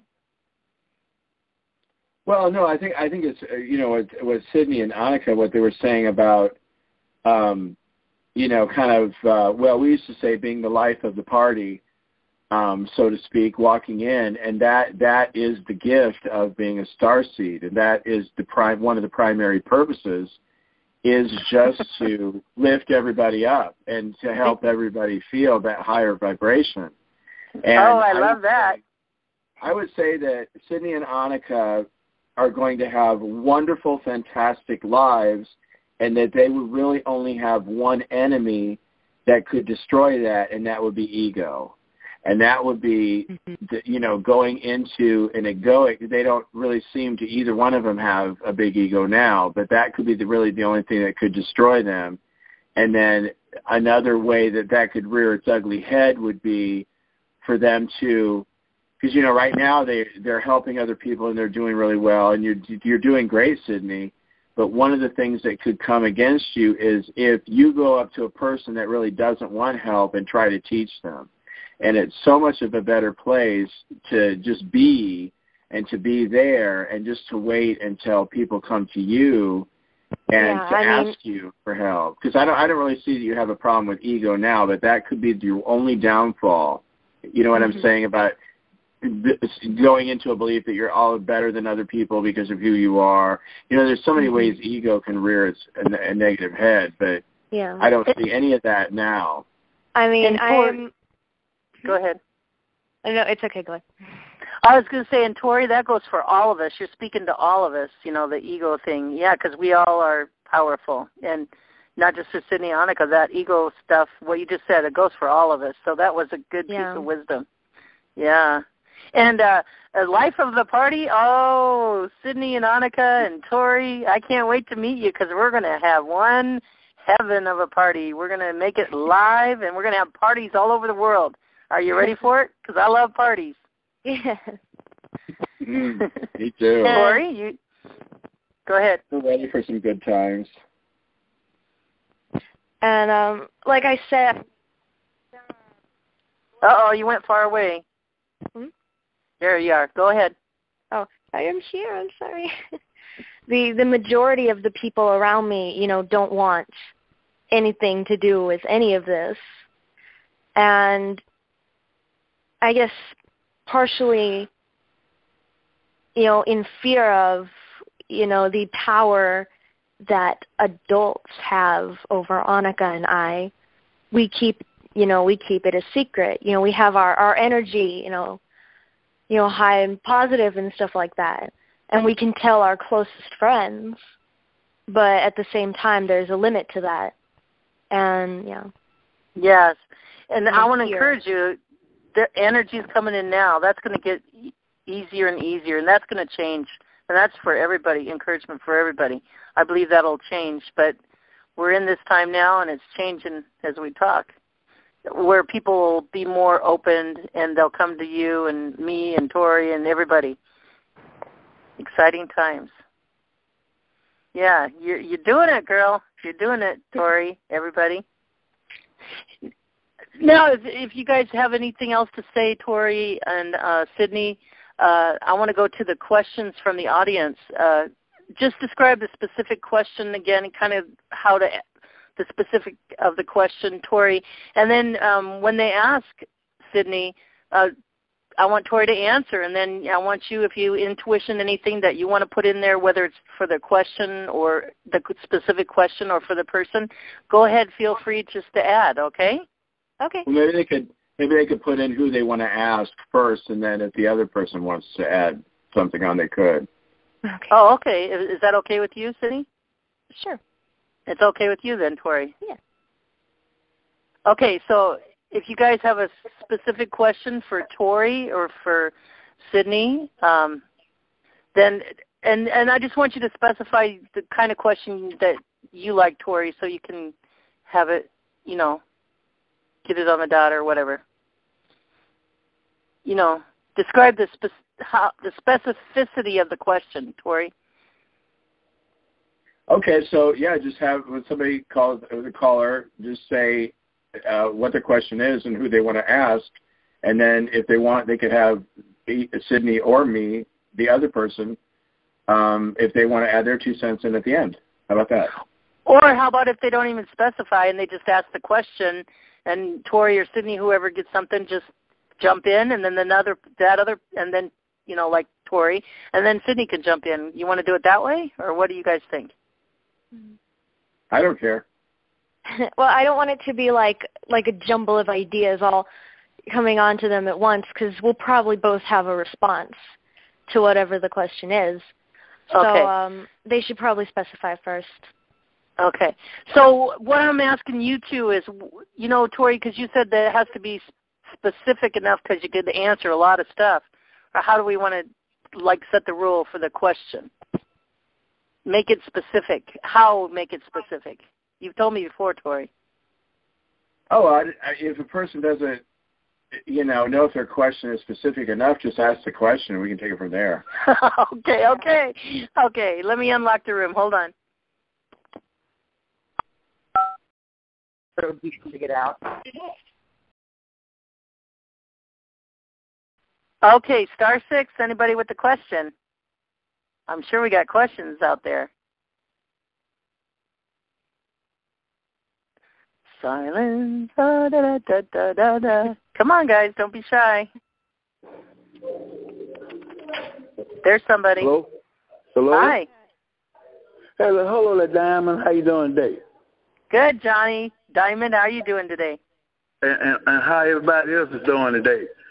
I want to know what this question is for Tory. I want to know what I was in my other lifetime. My DNA. I want to know what my DNA is. Your name's Donnie? My name is Johnny Granger. Johnny Granger. Okay, well, I see 1,786 lifetimes. So let me write that down. Hold up. Okay, Johnny, just mute out, and then Tory will talk, and then it's always on recording, so we can go back and write it down.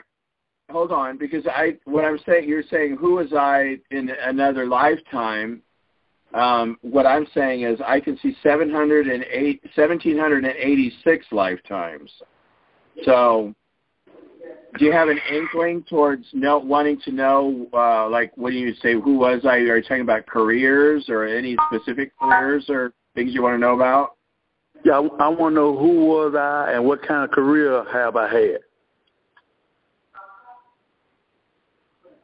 Who was I and what kind of careers have I had? Okay. Because 1,786 lifetimes is a lot. I don't think we could go through each one of them. You want to know maybe some more recent ones or ones in the middle or? The recent one. Okay. You're a soldier in World War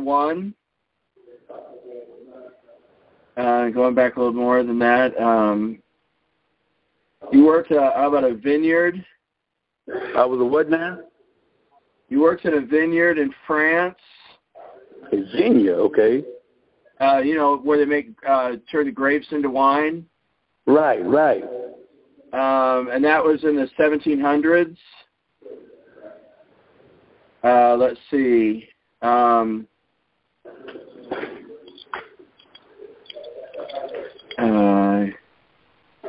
A farmer. I was a farmer? And let's see. One of the first farmers to grow potatoes. I love potatoes, one of my favorite foods, so that's mine too. A big plus for me. And grapes too. That must have been a very peaceful lifetime. I could just imagine myself working out in the vineyards in France somewhere. That would be wonderful. I would love that. Let's see. How about one that stands out? In Andromeda, you worked on a large spaceship. Okay, spaceships. That is so cool. You were in, let me see if I can focus on that one. In security.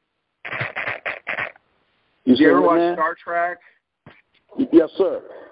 Okay, well, then I think that if I remember right, the security always wore the red shirts. Okay.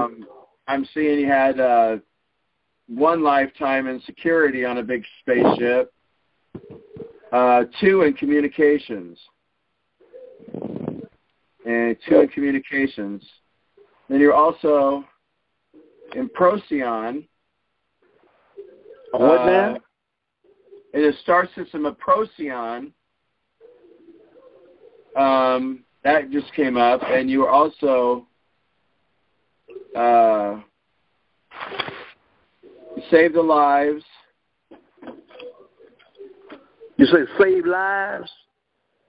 Well, normally I don't read like this, and that's why when I ask, for me to do a specific question, I can focus on that and it comes right up. But when somebody's asking me for like a general reading, I don't read like quickly. It usually takes me several hours to pull memories up. Okay, you guys. Okay. That's enough lives. Let's let Johnny. Can you mute out a minute? Please? Hold on before we lose Donnie. In Procyon, he did something where he saved the lives of 20 people, and that was in the military. So I wanted to leave him with that before he goes. Okay. So Sydney, do you have anything for Johnny?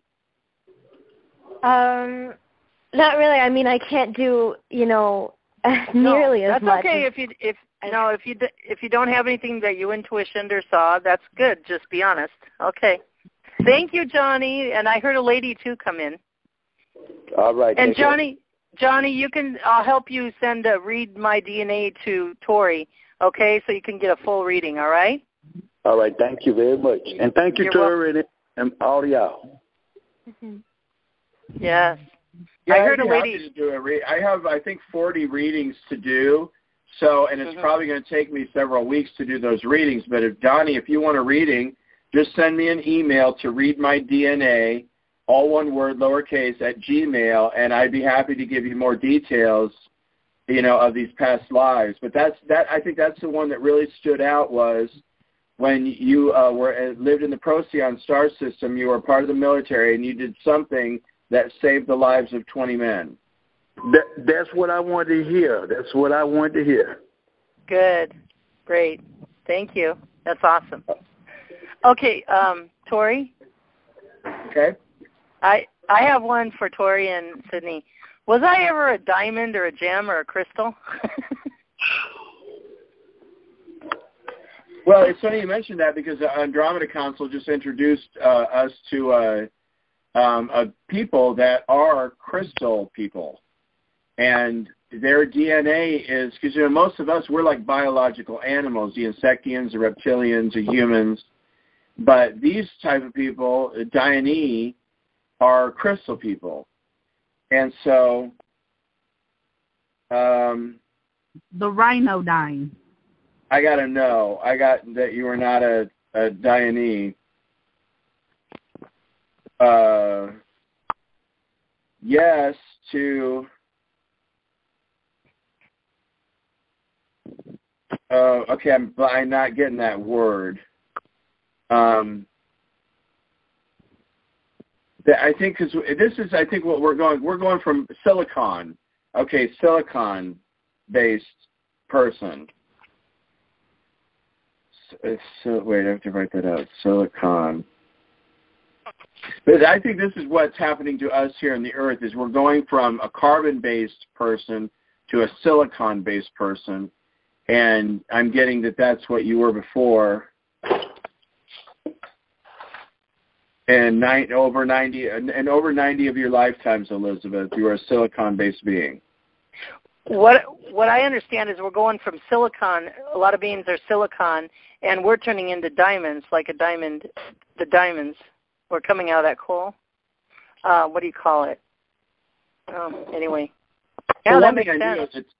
That blew my mind is I went to this place, and it was called the Crystalline Lake of Healing in Agartha, and this lake exists inside Agartha, and anyone can go there that has 51% or more sacred light. You can do an outer body travel and go to this lake, and this lake is literally like the crystalline lake, and what it means is it's liquid and it's solid. And when I was sitting on this lake, I was dangling my feet in the water. And as I lifted one of my legs out of the water, all the droplets of water turned into diamonds and rolled off of my leg. And it just kind of blew me away, because I don't really think I can still comprehend how something can be liquid and solid crystal at the same time. I don't know if I'll ever really understand that. Let me share something with you. That. And that's something, you can drink the water. I drank some of the water, and it was awesome. It was very healing for me. I felt great for like 3 days. It was wonderful. Am I 51% more than 51%? Whatever you said, light. Your sacred light content? Oh yeah, it's way higher than that. So I'm gonna go. I'm gonna go there. So I'm gonna practice going there. But let me share a testimony with a man in the Christian realm. He went to a waterfall, and he swam up the waterfall, and he went in the water, and he found out he could breathe in the water. And he saw these scrolls going by that he could pick up and read, and yeah, kind of like your experience. So, Sydney, do you have anything from that? Was I ever a diamond, or whatever? Well, you say diamond. I've heard Amy and Sam talk about this place called the Diamond Gate. Mm-hmm. Tory, I don't know if you know anything about that. It's said to have some kind of connection to heaven somehow, and I was hoping I could, see if that has any connection to anything. To me, it's on YouTube, you said? No. Our friends, the other angels, Amy and Sam, had told us about. Okay, ask her about that for me, would you? Diamond Gate in heaven. The Diamond Gate in heaven. Mhm. Mhm. No, because see, most stuff I don't know. Most stuff people like the star. I didn't know the star you mentioned before, but once someone asks me about something, then I can connect to it and see if it's, if I can connect to it and then information comes, or if I can't connect to it, that just means that I can't. It doesn't mean that it doesn't exist. The theory that I had is that it was the entrance to heaven, I guess. Well, any of us can access heaven without going through a symbolic gate or a literal gate. And because I used to do guided meditations where I would just have people step through a door. And this is something that if you want to jump back and forth, you might want to try this one too. And basically when you close your eyes, everything is black. And then what you do is you see not the door itself, but you see almost where a door would be. And as it would open, everything is still black except for the hole where the door is. It becomes brilliant light. And that's where heaven is. Because heaven's just the next dimension up for us, and it's only like 3 feet higher. So it's really not that big of a deal for us to jump back and forth. And so you see what I mean? Like if you could see like a pretend door there, and as it opens, you would see the light and everything in heaven behind it. And then then you just pull yourself closer to that door, and then all the black wall is gone, and then you're in heaven. And it only takes like literally 1 to 2 seconds to jump back and forth that way. The Diamond Gate. I would probably have to research it because I'm not really getting anything now. That's okay. Thank you for sharing with me. Let's see if there's anybody else that has a question. *6, you guys. Hello, this is Beverly. Hello. Hi, Beverly. Come on in with a question, girl. Hi, Tory. I've been told by 2 psychics that I was a psychic and a healer in other lives. Can you get anything on that? Right away, yes. Can you say your first name again? Beverly. Beverly. Okay.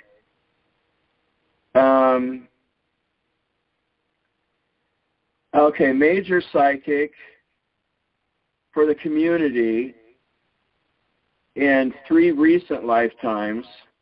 Ooh.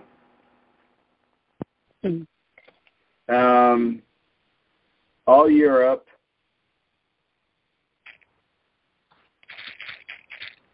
Modern day England, Spain, and Germany. I don't think those were the names, because France used to be called Gaul, right? I'm not really good with names. Because the first thing I saw was when you were in England, I don't think it was called England. Let me just see if I can go up. Oh, they told me it was Italy. Okay. Well, I didn't say those were the only ones. I just said there were 3. What I'm seeing is that in 3 recent lifetimes, 1 England, 1 Spain, and 1 Germany, you were a major psychic for the community. Like, meaning that's a career, like that's what you did, like maybe different types of, like maybe being a fortune teller or reading cards.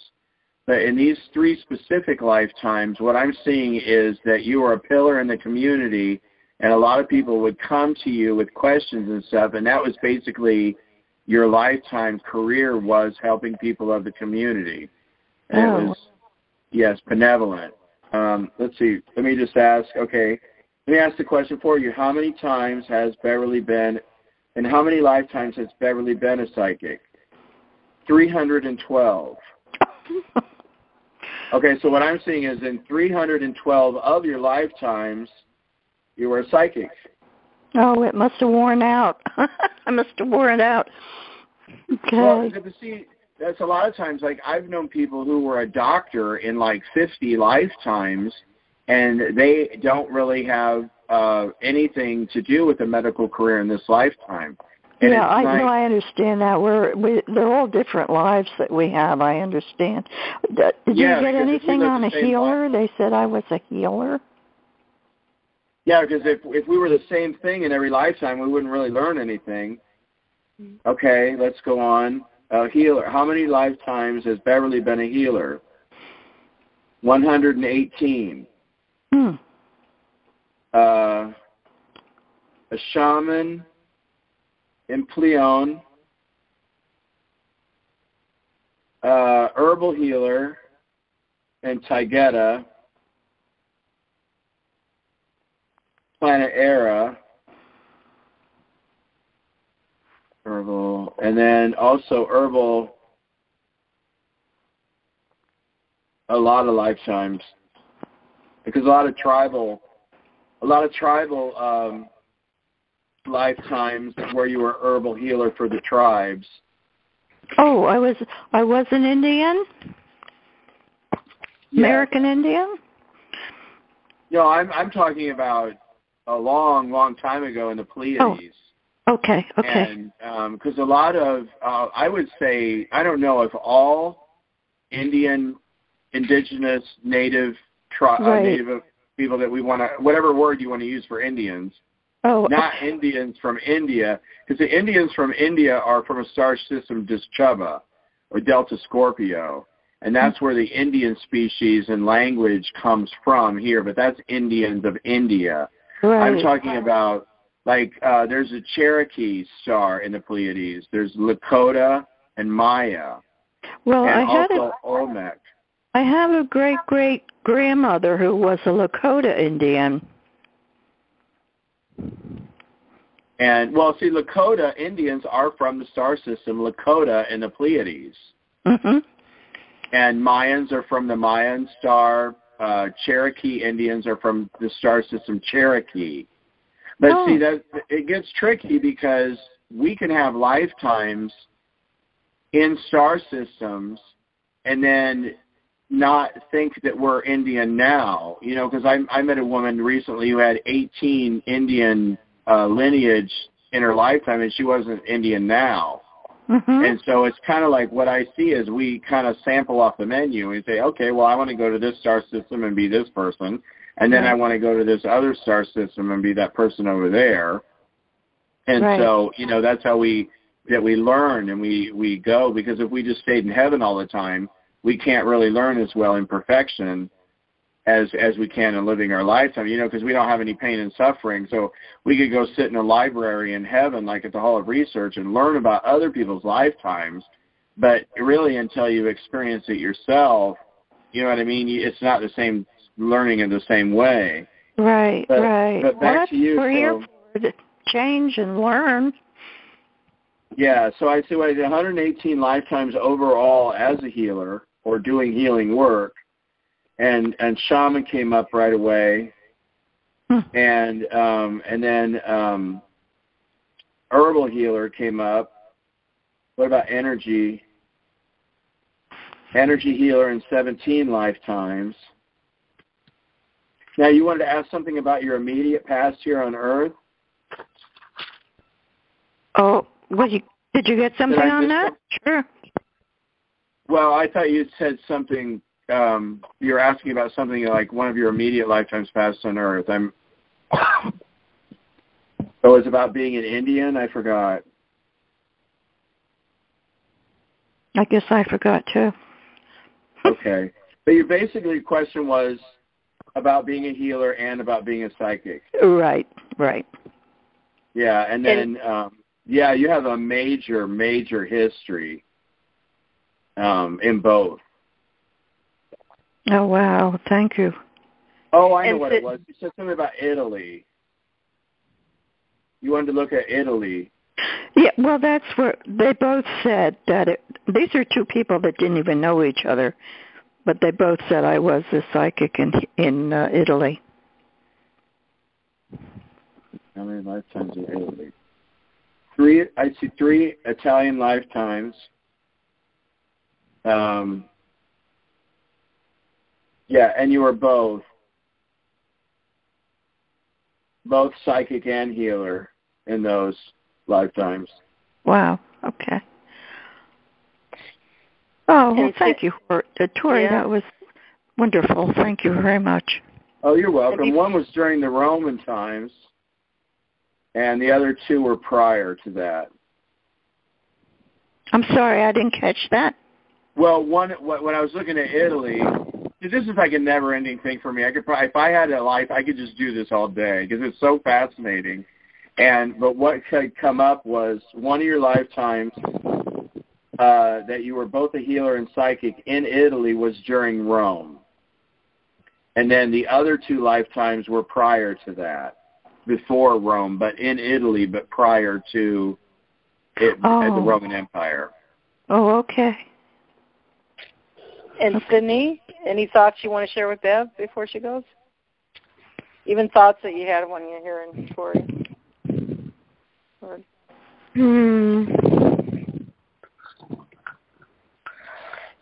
Well,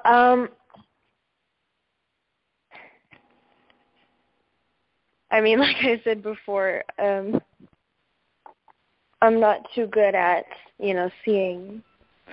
Oh, you're okay. I'm just saying if there's anything, like when I listen to people, there's some encouragement I want to give them or thoughts or anything that comes to your mind. But it's all okay.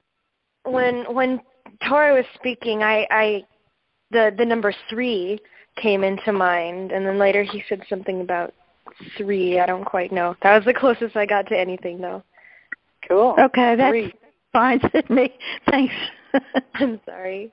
No, don't be sorry, please. Well, thank you both, Tory and Sydney and Elizabeth. You're welcome. Thank you very much. Bye-bye.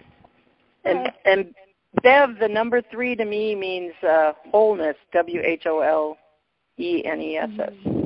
Oh, really? Father, Son, and Holy Spirit, wholeness. Oh, right, yeah, fine. Thank you. Thank you for that. You're welcome, hon. Hello? Oh, hello. Hi, this is Lori Elizabeth, and I come on once in a while. But Hi, Lori. I don't know why there are thousands of people on this call, but I'm grateful that there aren't right now. There's thousands of people that listen to the YouTube. Yes, so yes, you can answer. Oh, yeah, fantastic. Okay. Well, and hi to everyone else. I had a question for Tory, and I've got so many questions, but I'll forward that to the reading at some point in time. But when you were speaking of the MyLabs, that really triggered something, an absolutely heinous image that I saw on the internet a couple of days ago, and it was like nightmare material. Things are going on in the world that are evil, but then when you actually see them doing something to the little child, and it's crying, and all this stuff, it's just a shock to the whole system. So when you talked about the MyLabs, what is the status of those labs now? Have they been dismantled, and how many more are left, or that type of thing? No, they're still active and they're still going. And it's really, I know exactly what you're saying, and then because I think that some people might say, well, how can you talk about these things, in the tone of voice that you have without freaking out? And it's because unfortunately, it's become a part of my life that I've dealt with almost on a daily basis for 3 years, over 3 years now. Wow. But when there was a time that I was taken to, because it was the Insectians, the Zeta Reticulans, and the Tall Whites, they were the ones that would transport me back and forth between my home and MyLabs. And to be honest, I don't really understand how that process works. I haven't been able to sort that out yet. Okay. But there's been times, one time I remember I was sitting on the sofa in my living room, and I closed my eyes, and I opened them, and I was in another room. And I was the only human in the room. And I was really freaking out about that. I didn't, we used to have our poker face when I worked in food and beverage for probably 2 decades, and waiters and waitresses and bartenders, and we were never allowed to have a personal history. You know what I mean? We always had to be smiling and happy and make sure the guest was okay. And that's kind of the way I was in that room. And I was really freaking out of me. And I kept telling myself, okay, it's going to be okay. I'm going to be fine. But we were talking, and they were asking me a lot of questions. But it was really hard for me to deal with. And one of the things that, you're bringing up now is when you first witness what they're doing to these children, it really has a different effect, I think, on all of us. But one of the times I witnessed a lot of children get killed right around me, and I shut down. I completely shut down, and I almost didn't remember it. And I certainly don't walk around in my life with all these memories, because if I don't know how I'm still sane at this point. That's right. And just to watch somebody hurt a child, to me, is horrible, let alone kill a child a few feet away from me. And I was going to say, I wasn't able to process that mentally for months. And it wasn't until quite a long time later that I had just come into the house, and at the back door, I was in the kitchen, and I shut the door behind me, and I just fell against the glass, and I started freaking out. I saw the whole thing in vivid detail, but I wasn't able to deal with that for months after it actually happened. You know what I'm saying? So when I saw it happen, it's almost like it didn't. And then it wasn't until months later that I vividly saw the whole thing again, and I was freaking out. I just started crying. I was shaking. I don't know how long I shook. I think for probably at least 12 hours afterwards. And I went into a state, and I was basically out of it for like a week afterwards. I could hardly function. And luckily, I don't have that many. Sometimes in my life, I don't have to have that many responsibilities. So I really kept to myself after that. And it's to the point where the only thing I know how to do is to send light and into these people when I deal with them. And luckily, a lot of them have been arrested. And that's why I don't tell other people what to do, because I don't know how. When you witness a 4-year-old girl be murdered right in front of you that's just been gang raped by a whole bunch of men, how do you deal with that? What is it that we're supposed to do? I don't have the answers to that. Love conquers all. Love. If you can, you got to get it healed in your heart and then send that love out. But Tory, you shared at the beginning of the show this Lori asked question: is this decreasing? But you shared at the beginning that the numbers are going down of the children being killed. Right? Can you review that with Lori again? And one of the things that has just come up, it's not new to us, but if we can all remember back a couple of years ago when this book came out called The Secret, and then we met Esther and Jerry Hicks teaching the law of Abraham's law of attraction. And it was like suddenly in our society we all had the knowledge of how God creates, that we create with our thoughts and our energy, that suddenly we all were off and creating, and it was all wonderful and stuff. And one of the things that happened, that even though this is still going on, the energies have shifted so much. But there was a gateway that was opened, I think, like around the 21st to 23rd of this month, January. And right after that, I think it was probably heaven put it in me, the instinctual knowledge that, okay, now we can do some serious manifestation. And a lot of the things had changed, and I've since this point, I basically started last week sometime, I don't remember when, but doing really heavy, focused energy bursts into the MyLabs and into these men. And this focused energy is a state of gratitude that it's all over. And even though it's not, and even though all these men, because there are, I don't even know the number, probably 30,000, 40,000 men in this country, and then women who help them, who are involved in this child trafficking, because at one point it was hundreds of thousands of children a year. I think it was up to 700,000 children a year that were being taken into these facilities.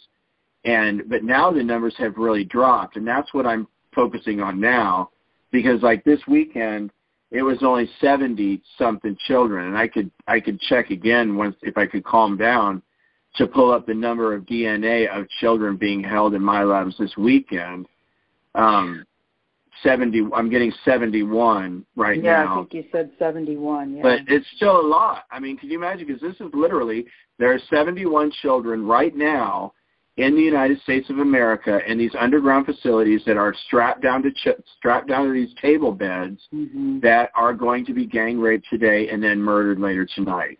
And it's mind-boggling to me to deal with all this stuff. And I'm grateful to Elizabeth to allow me to talk about this, you know, and just because I hold this stuff in, and sometimes I just go nuts. I just go crazy. Yeah, yeah. Well, seeing as I think you said something like 46 million of these negative characters have been dealt with in some way, how many more do you think are left? And will there be arrests that will be televised for people? Well, I think where we are now is because I think that most of those entities don't have physical bodies.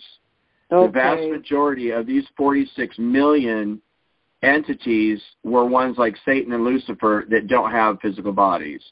And like the Archons of Saturn, none of them had physical bodies, but they're all gone. Although the people that lived inside the sun, they were called the Nephilim, they had physical bodies, but most of them were gone. Most of them have been relocated. And then this other group that they were 97% reptilian, 3% human, and they all lived underground. And I think if I remember right, there were about 300,000 of them. But they could also travel astrally, and they had a lot of abilities that were far more than average people had. That they have all been arrested and removed from this reality. And then a lot of these people have been taken to this galaxy called Eron, which is, I think, about 3 billion light years from us. And whether you call them the Galactic Federation of Light or the Allied Forces, there is a systematic arrest and prosecution system going on that I'm only really aware of the arrests, because a lot of times these beings would come into my home, and then God flows this energy through me, and it stuns them so they can't move. And then the Galactics would come in and pick them up, and then they would just take them away. You know, so I can't really honestly say, well, I know exactly where they are or whatever, because all I know is they're, you know, have been taken away to another galaxy.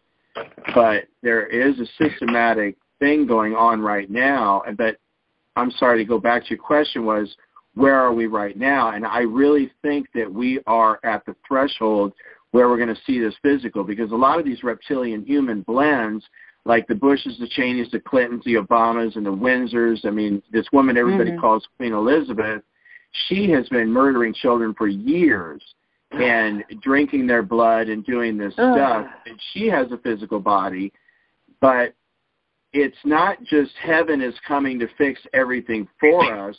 A lot of this has to come from desire of the people of this planet to want this to happen. And like if there were 1 million or 2 million people that sat down tonight and said, okay, God, I want this over. I want every person prosecuted who's doing harm to children, it would happen almost instantaneously. But it doesn't, because a lot of people, number one, don't know that it's happening. A lot of people are under the influence of all these chemicals and the energy weapons and all this stuff that they can't believe that it's going to happen or is happening. You know what I mean? So we're in all kind of different levels, and everything's still in a state of disarray. But there was a huge energy shift that happened last week, and there were a lot of people like me that are sending energy into this, and that's making it faster. But I really think that if there was some way that we could get a huge number of people together and not focus the energy towards the dark ones, which would bring back retaliation against us, but just to do some kind of like meditation or something where we could project that it was over and that everybody involved was prosecuted, just like they taught us in the law of attraction classes. I think that, honestly, I think that's probably the best thing that we could do right now. Wow. Well, thank you. I don't know if I can ask another question or not. I don't want to take up all the time, but Well, do you have you could lighten it up a little bit. You could just ask a simple question about your past if you want to.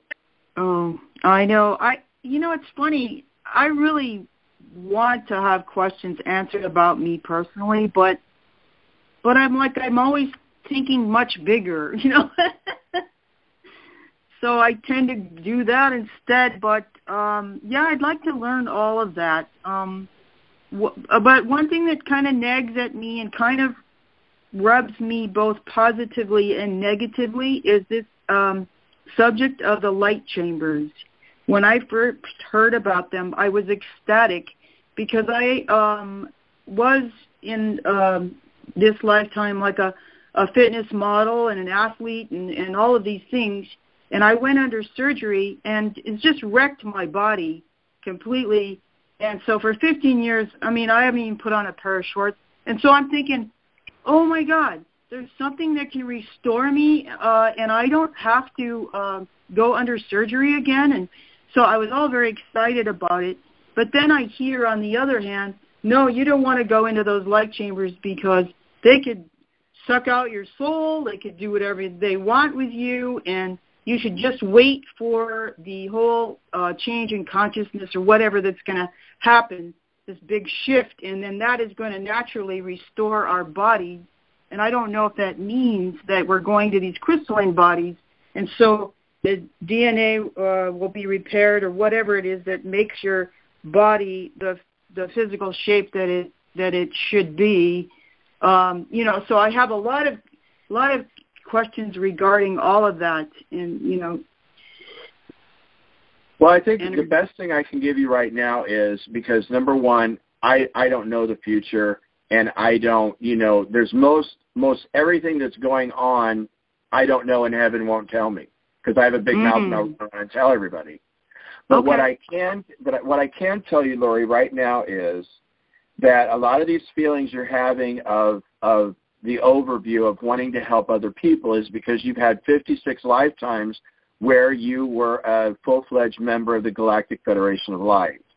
Oh, and so that's where a lot of these feelings of, okay, you want to put, and it's called service to others. And a lot of you say, well, you know what, I as long as I've got some groceries and I've got some stuff to eat, I'm okay. What can I do to help other people, especially it's really serious matters? That's where a lot of those feelings are coming from, is from your past of being in service and having all these lifetimes with the Galactic Federation. Now, I can also tell you that heaven tells me over and over and over again that nothing dramatic and drastic is going to happen. That it's not going to be like one big event is going to change us from where we are now to this big new ascended galactic society that we're going to be in. That it's going to happen slowly, step by step by step. And so what I would like to ask you to consider is, don't make big decisions in the future when you may or may not have the ability to make those decisions now. What I'm saying is, I'm just asking you to consider to let the future be in the future and not make those decisions now until you've gotten farther along in your life that you have the ability to make those decisions. You see what I'm saying? Like with the chamber. Don't worry about the chamber now because we don't even really know, what that means, so to speak. Just kind of wait until later. Do what you can do now for yourself and others and worry about the future, those things later. How does that sound?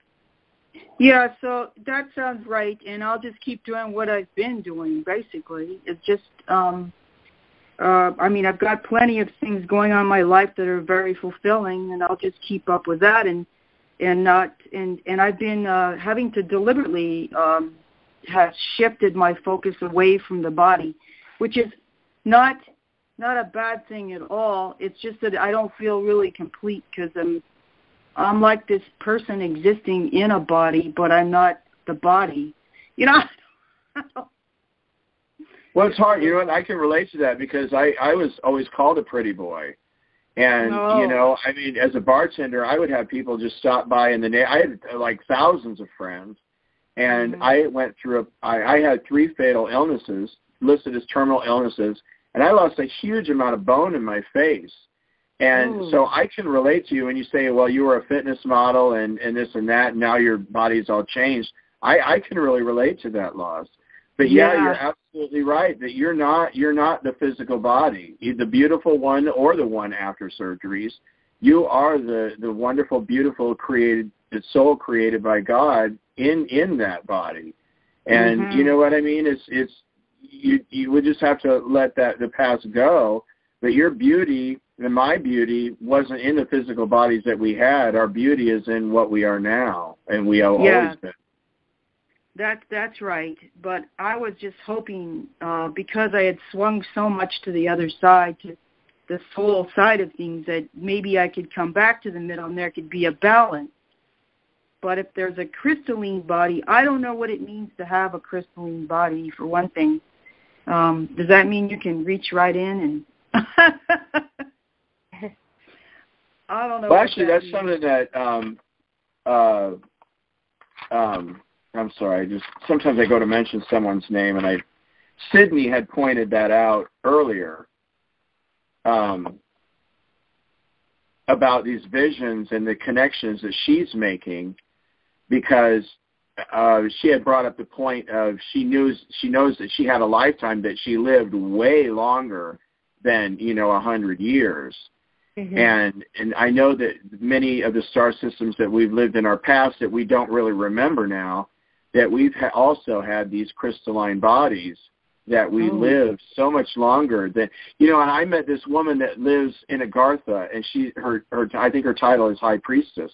She was 138,000 years old when we met, and I almost gagged. I'm like, oh my God, you look younger than I do. Wow. She lived in Atlantis, and she's a human, a type of human, I don't know what, but she was a high priestess in Atlantis, and then when it was falling, when it had been corrupted by the Anunnaki, she decided to move into inner Earth in Agartha, and she's still down there today. And I'm like, you're 138,000 years old? I'm like, oh my God, I'm 50 and I look 100, and she looks 30 years old. I know. But I'm assuming that our appearance will change for us because of these negative entities, or whatever you call them, that have deliberately shortened our lifespans and, damaged us by our food and water and all that stuff. I mean, that's going to reverse itself in some way, right? That's what I see. I see that happening right now. Because if you think about it, all the ways and all the chemicals in the air and the food and in the water, and and then we know this group that wants to kill everybody off and keep the planet for themselves. Right. You would not be here in the shape that we are today if all this dramatic movement into those light and higher frequencies weren't existing. You see what I'm saying? We'd all be dead by now if we had been going, if we haven't had this process of being lifted up. We would have been dead long before this. With all these chemicals and stuff here, it's definitely a process that's happening. And I would think that there would have been some kind of intervention, because I don't see how we could have made it. I really don't. That's what's really kept me going, is it got really, really dark in my life. And then these people trying to kill me, I'm trying to expose what they're doing, and, witnessing all these children being killed, either while I was there or now, many times I just see it in a psychic vision. And, like in early November, right after Halloween week, well, it was Halloween weekend in November when Dick Cheney murdered those 26 children in Denver. I woke up one morning and that's the first thing I saw. You know what I mean? All this stuff. This is so much for any person to deal with. So I just kind of deal with the day and move on with my life. But the only thing that's gotten me through this is witnessing some of these people being arrested and removed, especially like Satan and Lucifer. I never believed Satan and Lucifer even existed. I thought it was a children's fairy tale. Oh, you better do your homework or you're going to hell. Oh, you better, brush your teeth or you're going to hell. It was always something or you're going to hell. So I never bought into it. And it wasn't until I met these two entities and they were coming in, I thought, holy crap. And they were horrendous. These Draco entities that were here. And a lot of them would just attach to the back of presidents and diplomats and all these, the super richest people, all the Rockefellers, the Rothschilds, they all have these Draco entities attached to them. And a lot of Hollywood celebrities, too, because they would feed off of that worship energy. But once they would come in, and then I realized they were real, it kind of blew me away, and I didn't know what they were. So finally I had the idea, why don't I just read their DNA and see what's going on here? And that's when I realized, oh my God, they're all what's called Draco reptilians from the star system Alpha Draconis. Wow. And it wasn't, and there was like 15, when I say that God gave me the ability to send demons into the light, well, there's 15 of us on the planet. A group of 15, but we're not really a group because we don't know each other yet. But we were all sending demons like this. But it was really God was doing all the work, you know what I mean? Because they would like come into my home, and we would do energy work on them. God would suck the energy out of them and send it to where off, convert it to positive and then send it off to wherever he wanted it to. But as these beings would disappear, and then heaven would say, okay, they've been taken into the light, they're not coming back. I wouldn't believe it, you know what I mean? Because I've been through so much. It's like, okay, well, they're gone now. Are they going to come back? And it's just, you have to have time pass. And that's been my biggest indicator of this ascension process is they haven't come back. When I was being affected by the Insectians, the Zeta Reticulans, they were gone for 6 weeks and then they came back. So the second time and the final time that they left, I didn't believe it because I kept saying, well, they were gone before and then they came back, or they tried to kill me again. And they were the ones that put snakes in my body. That's a heck of a trip. To have somebody shove a snake up your body and it travels around in your body, that's like, I never wanted a live animal inside of me. Oh, let alone yeah, okay, I definitely need a reading because there's other things going on. Yeah, okay. Wow, thanks, Lori. You guys brought out some... At the time, thank you so but much you brought, for sharing. Yeah, you two brought up, up-to-date stuff, so thank you for your question. All right. Thank you so much. Hey, Lori, where do you live? Right now I live in right near Paso Robles, the central coast of California. Beautiful. Our home was foreclosed in L.A., so we're staying up here on this ranch, which I can't wait to get out of, but it's kind of stuck here right now. Oh, you're on a ranch? I'll trade you places. Well, you wouldn't like it here because of the fellow that owns it is so dark. I mean, he's... I'm just going to... You know what I'll do, Lori? I'll trade you places. Don't worry. I'll come up and give him love. Love him. Come over anytime. We'll get him happy together. Okay. Thank you. Thank you. All right, bye-bye. Thank you. Bye-bye. Bye-bye. Lily, if you have a question, I want to give you a chance. I heard somebody. Go ahead. Lily, are you there? Elizabeth, that's me, Beverly. Oh, hi, Beverly. Hi. Could I just say something to Tory, please? Sure. Tory, I'd read a lot, and I've been reading about what's happening to these children. If they start giving details, I skip over that. I cannot imagine what you're going through. I'm sorry that I didn't think of that sooner. I wonder if all of those of us on the call here could help you by covering, surrounding you with the white light and sending love and healing. This is what I do for the children, and it never dawned on me to do it for you. I'm sorry, but could we do that for you? Well, yes, and I appreciate that. But you know what? Heaven gives me a heck of a lot of protection. Oh, I'm sure. Every little bit helps. It's so wonderful that you thought that. I'm very grateful that you thought that. But, I'm a 51-year-old man now, and I'm doing okay. I don't know how, but Mother God, Father God, I'm okay. But the best thing you can do is focus on the children. Tory? Well, I do that already. I've been doing that. Go ahead. Tory, may I propose something to you? Sure. We are heaven. You are heaven. So receive our light and love and surrounding you while you do your work and we do our work. From us to you, Tory, because we are heaven and you are heaven. and we are all one. We love you. We love you, Tory. Thank you for what you do. But Beverly, I honestly believe that the best thing that we can do is, like you said, focus on the children and just ask the angels to help them, and just to make it known, even if you did like a daily prayer, to make it known that you want these children, or you want these places where children are harmed closed down. I think that's the best thing that all of us can do right now, is to make your intent and let the universe work it out. Make your intent known, that whether you write it down, whether you have a vision board where we live in a society where children are harmed, or whatever it is that you want to do.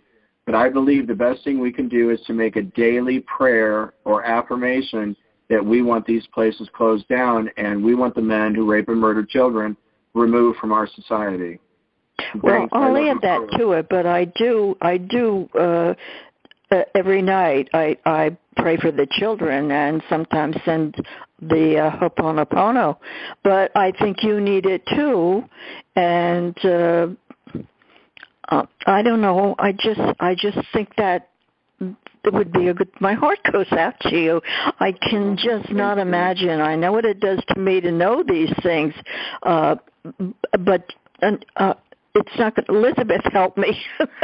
It's not going to hurt, Tory, is it? I mean, can't we do this? No, I think it's wonderful, and I thank you, and I lovingly accept all prayers, from benevolent people like you. Yay, he finally received it, Bev. Yay, Lord. Yay, well, I think if you all do, I mean, gee, you do it every night anyway, so I'm just going to add another person. Yay, thank you. I sure appreciate it. Well, listen, it's not a matter of I thank you for appreciating, but it's just you do so much good, and even if you didn't do good, you know about this, and it affects you, and I think you need the love and the healing, and so would the white light be any protection?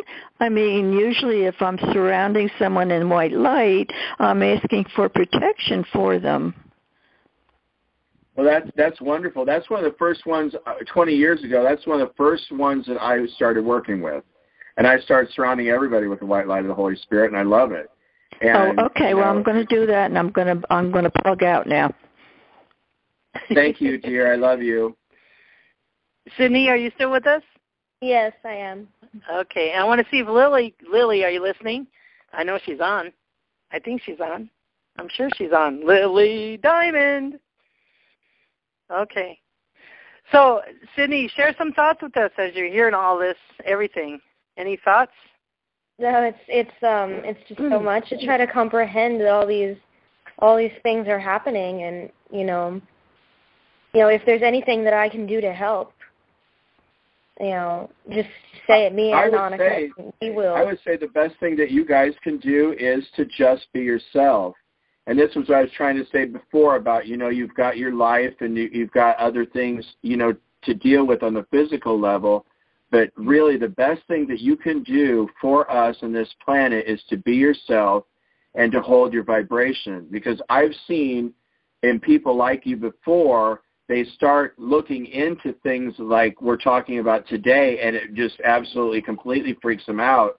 And you know what? If you can go into a state of despair if you get into these heavy things that are happening, especially due to your age. Now, it'd be one thing if you were 50 or 60 years old and in the person you are, you'd have a different ability to deal with stuff like this. But due to your age and your friends of age of being less than 20 years old, I'm not saying that you don't have the ability to deal with this. I'm just saying you have to be very careful because things like this can really affect you in a negative way. And I'm not saying not to deal with it. I'm just saying that, as a starseed and a person, you have a really high sacred light content, and so do your friends, that the best thing that you can do is to maintain that frequency and send out light and love to others. But you know what I'm saying? This may not be the time. I mean, it'd be great to do some prayers. as she's sending out light and love to others, we're all one. You're helping all we're talking about too, Sydney. Yeah, in glory.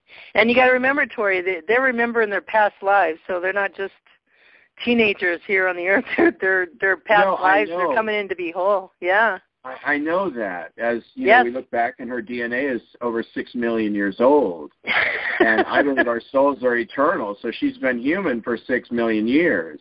What I'm saying is that as we grow, it takes a while for our brains to develop.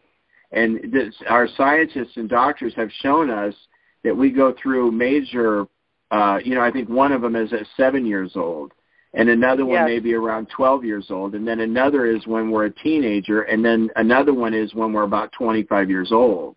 And, when I've talked to kids all the time, and I say, you know what? Girls become women when they're 30. Boys become men when they're 30.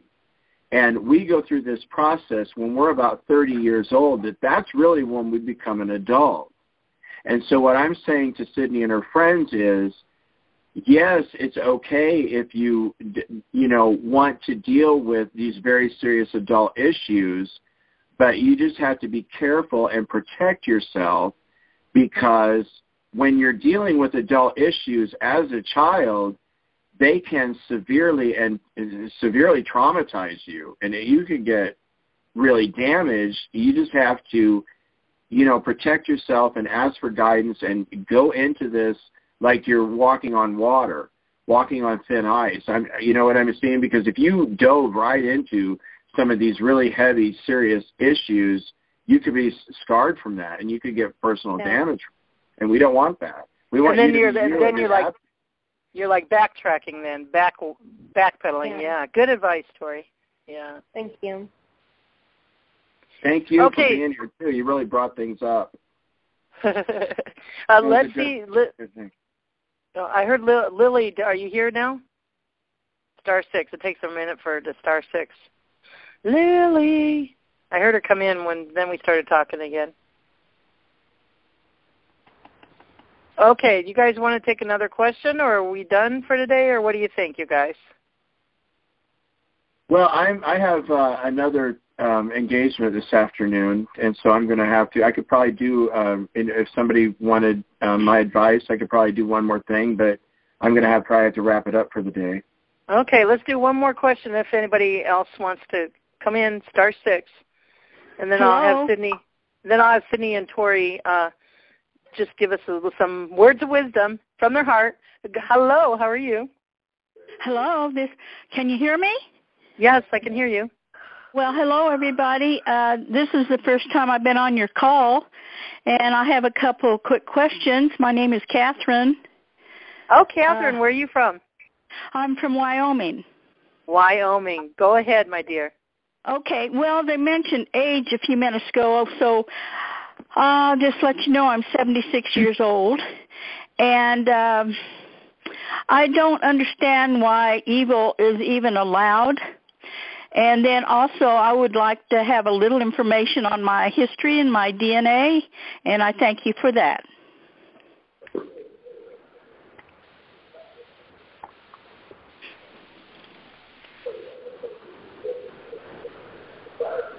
Tory, are you there? Well, yeah. As far as why evil is allowed, my understanding is, and this is just my personal understanding, is that because this is the free will realm of the universe. And the way I see it is there are levels or dimensions or whatever you want to call them where, the evil does not exist. And this is one that it does. And that, I tell people for years, well, you can't just pick up a machine gun and go into heaven and start gunning down angels. Evil is in a very specific place. And that our universe is created by love, powered by love, and God is unconditional love. But we live in a place where people can separate themselves from God by their ego.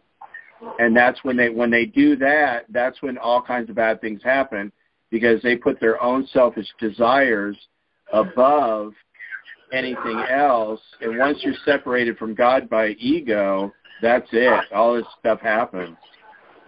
Do you have anything specific about your past, Catherine? Can I put my opinion in there? My what I understand about evil? Just really quick. Evil, if you spell evil backwards, it means live. Evil is here for us to have experience, and experience helps us grow. We're already masters. We're just mastering more. So evil, good, it's all experience. And that's why we're coming back around to loving everybody unconditionally. Love conquers all. All the evil, all the good, all the in-between. And when we can get to that point where we can forgive and heal our hearts inside our own, then we can love all unconditionally. Okay, go ahead, Tory. Thank you. Sorry about the phone. I'll get the... Catherine, well, do you have anything? Because I'm looking at 12 strands activated and 76% sacred light. You're human, and the DNA is aged 5.976 million years old. And I see you have 1,755 lifetimes and a history of 29 star systems. Oh. So that's kind of an overview of what I see. Okay. So I'm ready.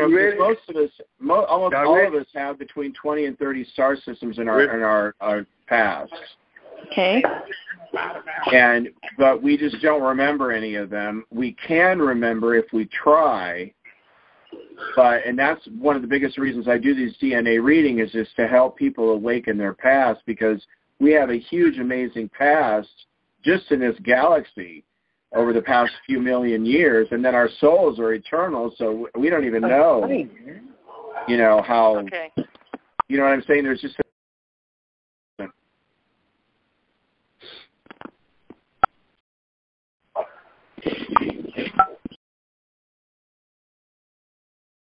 Okay, come back in, honey, from Wyoming. I had to clear the room because there was noise back there.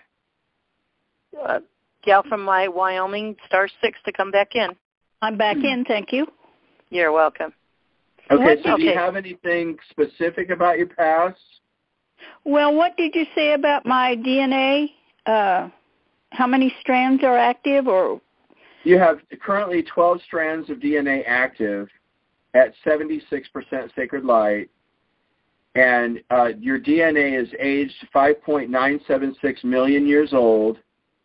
Okay. And I see you've had 1,755 lifetimes in 29 star systems, including ours. Okay. So that's a general overview. And so is there anything specific I could help remember, or anything you want to look at in specific? Well, you gave me quite a broad picture here, which surprises me. In this lifetime, what is my purpose, and why did I come into this lifetime?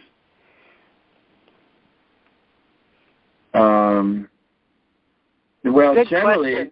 I would say to learn, but you're talking about this specific lifetime. I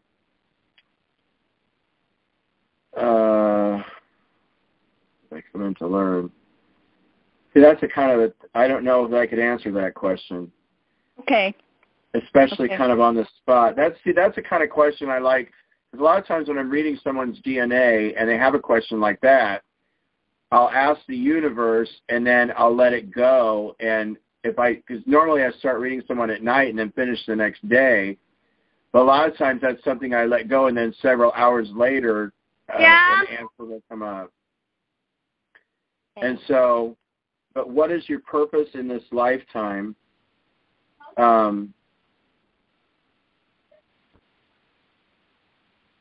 Yeah, I'm sorry, I'm not getting anything. All right, that's fine. I appreciate it. I appreciate everything you've told me. So I don't know if you want to kind of wrap it up and tell me what you think would be pertinent. Please let me know. If not, well, then I'll just say thank you so very much. I'm getting that I asked Heaven just now, and Heaven says you're right on track. that what you chose to come into this lifetime to learn, that you're right on track with all of that, and that it's been a successful lifetime for you in that respect. That all the reasons you chose to come here in this lifetime have been satisfied, and that you are right on track with all of that. So when you pass and go back to heaven, you're going to look back and you say, okay, everything that I came here to learn, I did, and I was successful. Aw. Okay. Another thing regarding the ascension. Now, if we're going to be ascending in this lifetime, from what I understand, we do not pass over. We take this body with us, or I'm not quite sure how to explain that. I think you probably know what I'm talking about. Yeah, I do, but, again, that's a kind of a future question. And when DNA is a recorded history, because 80% of our DNA is memory, and then it's easier to read something when it's recorded. It's hard for me to look at the future and say, well, this is going to happen or that's going to happen, because, I don't really know what's going to happen in the future. Okay. But I do know that when we are in a state of full consciousness, which we are definitely going to, so we're evolving from limited consciousness to full consciousness, and when we're in a state of full consciousness, I understand that basically we just come to a point where we choose to say, okay, I'm done. I'm ready to go back to heaven now. And so we don't need that, like to die in a car accident to get there. It becomes like a personal choice for us when we're time to go. And if you hold on a second, maybe I can let you peek into your chart and see is Catherine projected to stay here and go through ascension before she dies? The answer is yes. Okay, so what I'm getting is that you've chosen, even though you're 76, that you're going to be around a little bit longer. You're going to see this process unfold, go through it, and then later on you'll be fully conscious, and then you'll have all the information you need to make the decision from there. So I don't see it's hard for me to contact heaven this way on the spot. But what I'm getting is, yes, you're going to go through the process of ascension here. The last aspect of this lifetime is ascension for Catherine. Okay. So you're going to go through this process, and then you're going to learn from that and then go on from there. That's what I'm getting now. Oh, thank you so much. It almost brings tears to my eyes. And I believe this, and I've felt this for a long time because I believe this is part of my contract. And I thank you so much for the information. Oh, you're welcome. And, yeah, I would agree. That's what, because I was just talking to heaven, and they're saying that, yes, what you said is accurate, that this is the last thing of your lifetime you came here to learn was to go through this process. So I would say, since you know this and want more information about this, since you charted in your Akashic records to experience this, that you should be able to pull more information from your higher self about where you are now and the process. In your questions, I would say go into yourself and ask. And another thing you can do is, I highly recommend, is in meditation or your own personal choice, go to the Hall of Research, because we're not allowed to read our charts about the future. We can have someone else read our chart. But if you go to the Hall of Research, you can ask questions about, like, let's say, well, what do I need to do now that I haven't done in preparing myself for ascension? And then they give you the answers. I mean, they won't tell you your future, but if you ask them questions like that, like, what can I do now for my body or for my life? And then they'll give you the answer. And all you have to do is either go into meditation and contact the Hall of Research. And it kind of looks like they modeled the Temple of Artemis here on earth after this Hall of Research in heaven. And so you can go online and Google images of the Temple of Artemis, and that's what the temple looks like in heaven. And that can actually really help you connect to it, because you can see the temple in your mind before you go. Okay, how do you spell Artemis? Okay, Artemis. Artemis. Okay. I think. I'm not really good at spelling either. That's it. But I know that it's the Temple of Artemis, and so the search engine might correct your spelling, so just kind of go with the flow and you'll find it. Okay, my dear. Thank you. Hey, Thanks, and before dear. Have a good day. Yeah, so before you leave, honey, if you want to get a reading from Tory, and do you have the internet? Yes, I do. Okay, and you know how to go there then, readmydna.com or something like that. Well, my site is readmydna.wordpress.com. And but my email, which Elizabeth has on her site, so you can just go to Elizabeth's site, but my email address is just readmydna@gmail. And but the problem I'm having now is I've had so many requests. I think I've got about 40 DNA readings to do. And if I do one a day, it might take me 40 days to get to you at this point. I do my readings in order of requests, and I just do them as fast as I can and the best that I can, but it's usually about one a day. I only rarely have ever done 2 a day because it's a lot. There's a lot of information to look at. And then another thing that people say, oh, I don't have any questions. It's almost like they don't want to know anything about their past life. So then if like, 1,800 lifetimes come up, I'm saying, well, they don't have any questions. What do I tell them? And I'm scanning 1,800 lifetimes and say, well, should I tell them something about this lifetime or should I tell them about that lifetime? And a lot of times that's a lot of my time can be spent that way because I don't know what to tell them. And you know what I mean? It becomes a lot to deal with. So, but I just do the best that I can. And if you want a reading now, it's probably going to be about 40 days, but it might be worth the wait. So and it'll come. I'll get to it eventually. So it'll come in the perfect timing. Just everybody have patience and just savor the surprise coming. It's really, really, really good. And okay. Yes. Elizabeth, what is your website?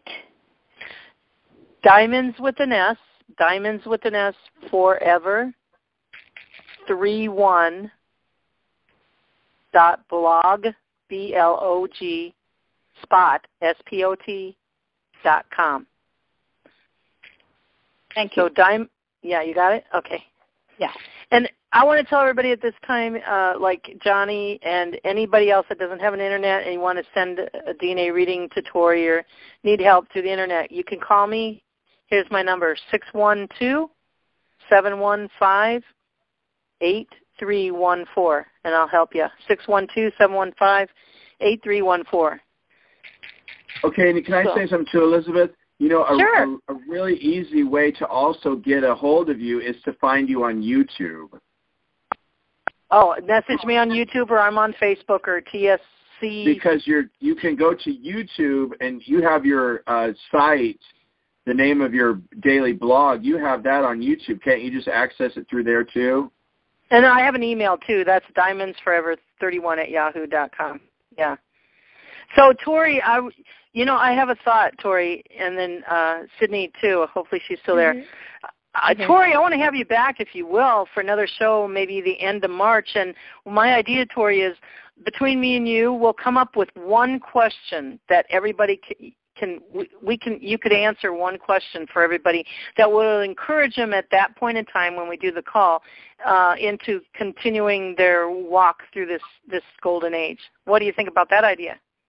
Sounds great. It sounds great. It was nice meeting you, Sydney, and your friend too. And I think you're adorable, and I love you guys. And thank you, Elizabeth, and thank you, Lily. And I really appreciate you giving me a chance to speak my mind about helping these kids. And I love doing the DNA readings and stuff. And I just wish the best for everybody. And hopefully soon we'll all have a big party. We'll all move into the light, and all the bad guys will be gone, and we can just have a big party.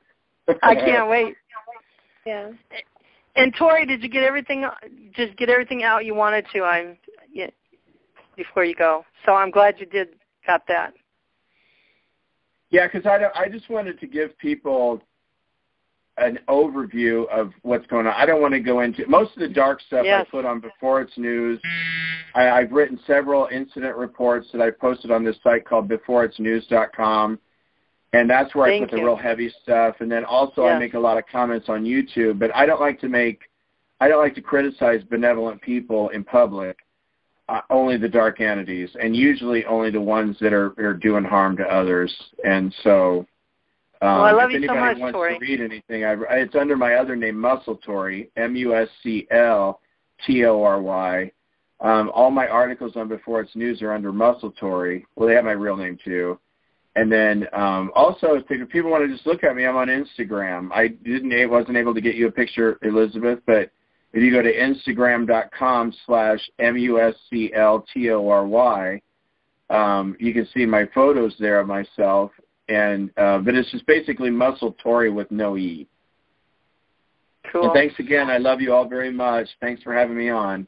Thank you, Tory, so much. Thank you. And thank you. There she is. There you are, Lily. I called for you 2 or 3 times, girl. Oh, I'm sorry. I left the phone. I had to put something on. So, Sydney, did you enjoy your time? What did you think about Tory? I did. That was all so incredible. You guys, I just love this all so much. I really look up to you guys, and it's just so awesome to be here with you all. I'm so grateful that I can be here. You can call this your second home. You feel at home here to share your stuff? I really do. And by the way, you guys, Sydney and Annika, and hopefully her other friend, they'll be having their own show on March 21st on the Diamond Show. Yeah. And by then, I'm sure you'll have many, many more experiences and upgradings and everything, Sydney. Mm-hmm. I actually have to. I actually have to go, so I'll just say my. Yeah. Okay, you want to say anything else? I just love you all. You all are, incredible, and I hope that, like Tory said, that we can one day all sit down and have our party. Oh, we're not going to have one party, honey. We're going to have many, many, many parties in different places. Okay, and maybe you guys can come visit, Adara one day, and we can have a party there. Yes. And out where you live now, and I want to go see Tory. I want to go see everybody. Okay. Awesome. Yes. Okay. Love you too. Love you, and tell Sydney I love her. Okay. And Lily loves her. Okay. Thank you, hon. All right. Love you guys. You were the Bye. best surprise. You were the surprise today. So thank you for being the surprise. Mm-hmm. I love you all. Bye. Thank you. Bye. Love you. Goodbye. Bye. Lily. Yes. Lily. Yes, I'm here. Wow, what an outstanding guest we had today. Oh, I Tory, know. Sydney. That really flowed so nicely, too. See, I told you. I say, just relax. It all flows. We just let it go, and it all flows all together. It really did. Yeah. Nice. Does anybody have any comments or questions really quick? I'm going to play a little bit of music before we leave, and we'll be done. Star 6. Hi, this is Catherine again. I want to say thank you so much. It's been fun. It's been exciting, and I'm so happy to be here at this time in the history of our beautiful planet. And I feel like I have another new family, and I thank you so much. And Elizabeth, how do I get you on YouTube? What is this YouTube? What do I put in? Go to the Diamonds blog. Oh, okay. And on the right side, there's a diamond, one diamond. Johnny, you're unmuted a minute. Can you mute up 1 second? So go to the Diamonds blog. On the right side, if you scroll down a little bit, you'll see one diamond. Click on that. It goes straight to the Elizabeth Diamond YouTube channel. Oh, thank you so much. This has been fun. Thanks, everybody. Love you all. Bye. Love you too. Diamond? Anybody? Yes, Johnny. How are ya? I'm doing lovely. You know that lady who was on last week who gave that law of one prayer? The one that... Cynthia. Yeah, Cynthia. Is she around? Is she around? Yes. Oh, you want to contact her, you mean? Yes, ma'am. Okay, there's a phone call. There's a call every Wednesday night she's on, and you can unmute and talk with her and have questions, and she gives astrology of the up-to-date astrology, what's going on that week. And so do you want me to give you that phone number? Sure do. Okay. Let's see. It's called the Worldwide Lightworker Family. Wait a minute, hold up there. Oh, a Worldwide Lightworker Family. I just need the phone. What? You know, I ain't got no computer. No, you're going to go by the phone. Hold on, I'm finding the site. Okay. Worldwide Light. Here it is. I got to find the phone number for you and everybody else. And Okay. Carol's the moderator, and she has people say hi and visit for a little bit, and then there's a couple readings, and then we do the prayer one together. We put in our prayer requests, and we say the prayer one together. That's how you can learn the prayer one, Johnny. And then Cynthia comes on. So the number for that is 857 232 0300. 0300. And the pin number is 200, 100 pound. Oh, but the number's changing next week. Do you remember that number? I was just going to say that. The number is changing. Okay, that's the wrong number. Let's give us the right number. So we gave this number out last week. So this is the new number, you guys, for Cynthia's call. Do you have it? I think I have it. I have it. Just I have it. I found it.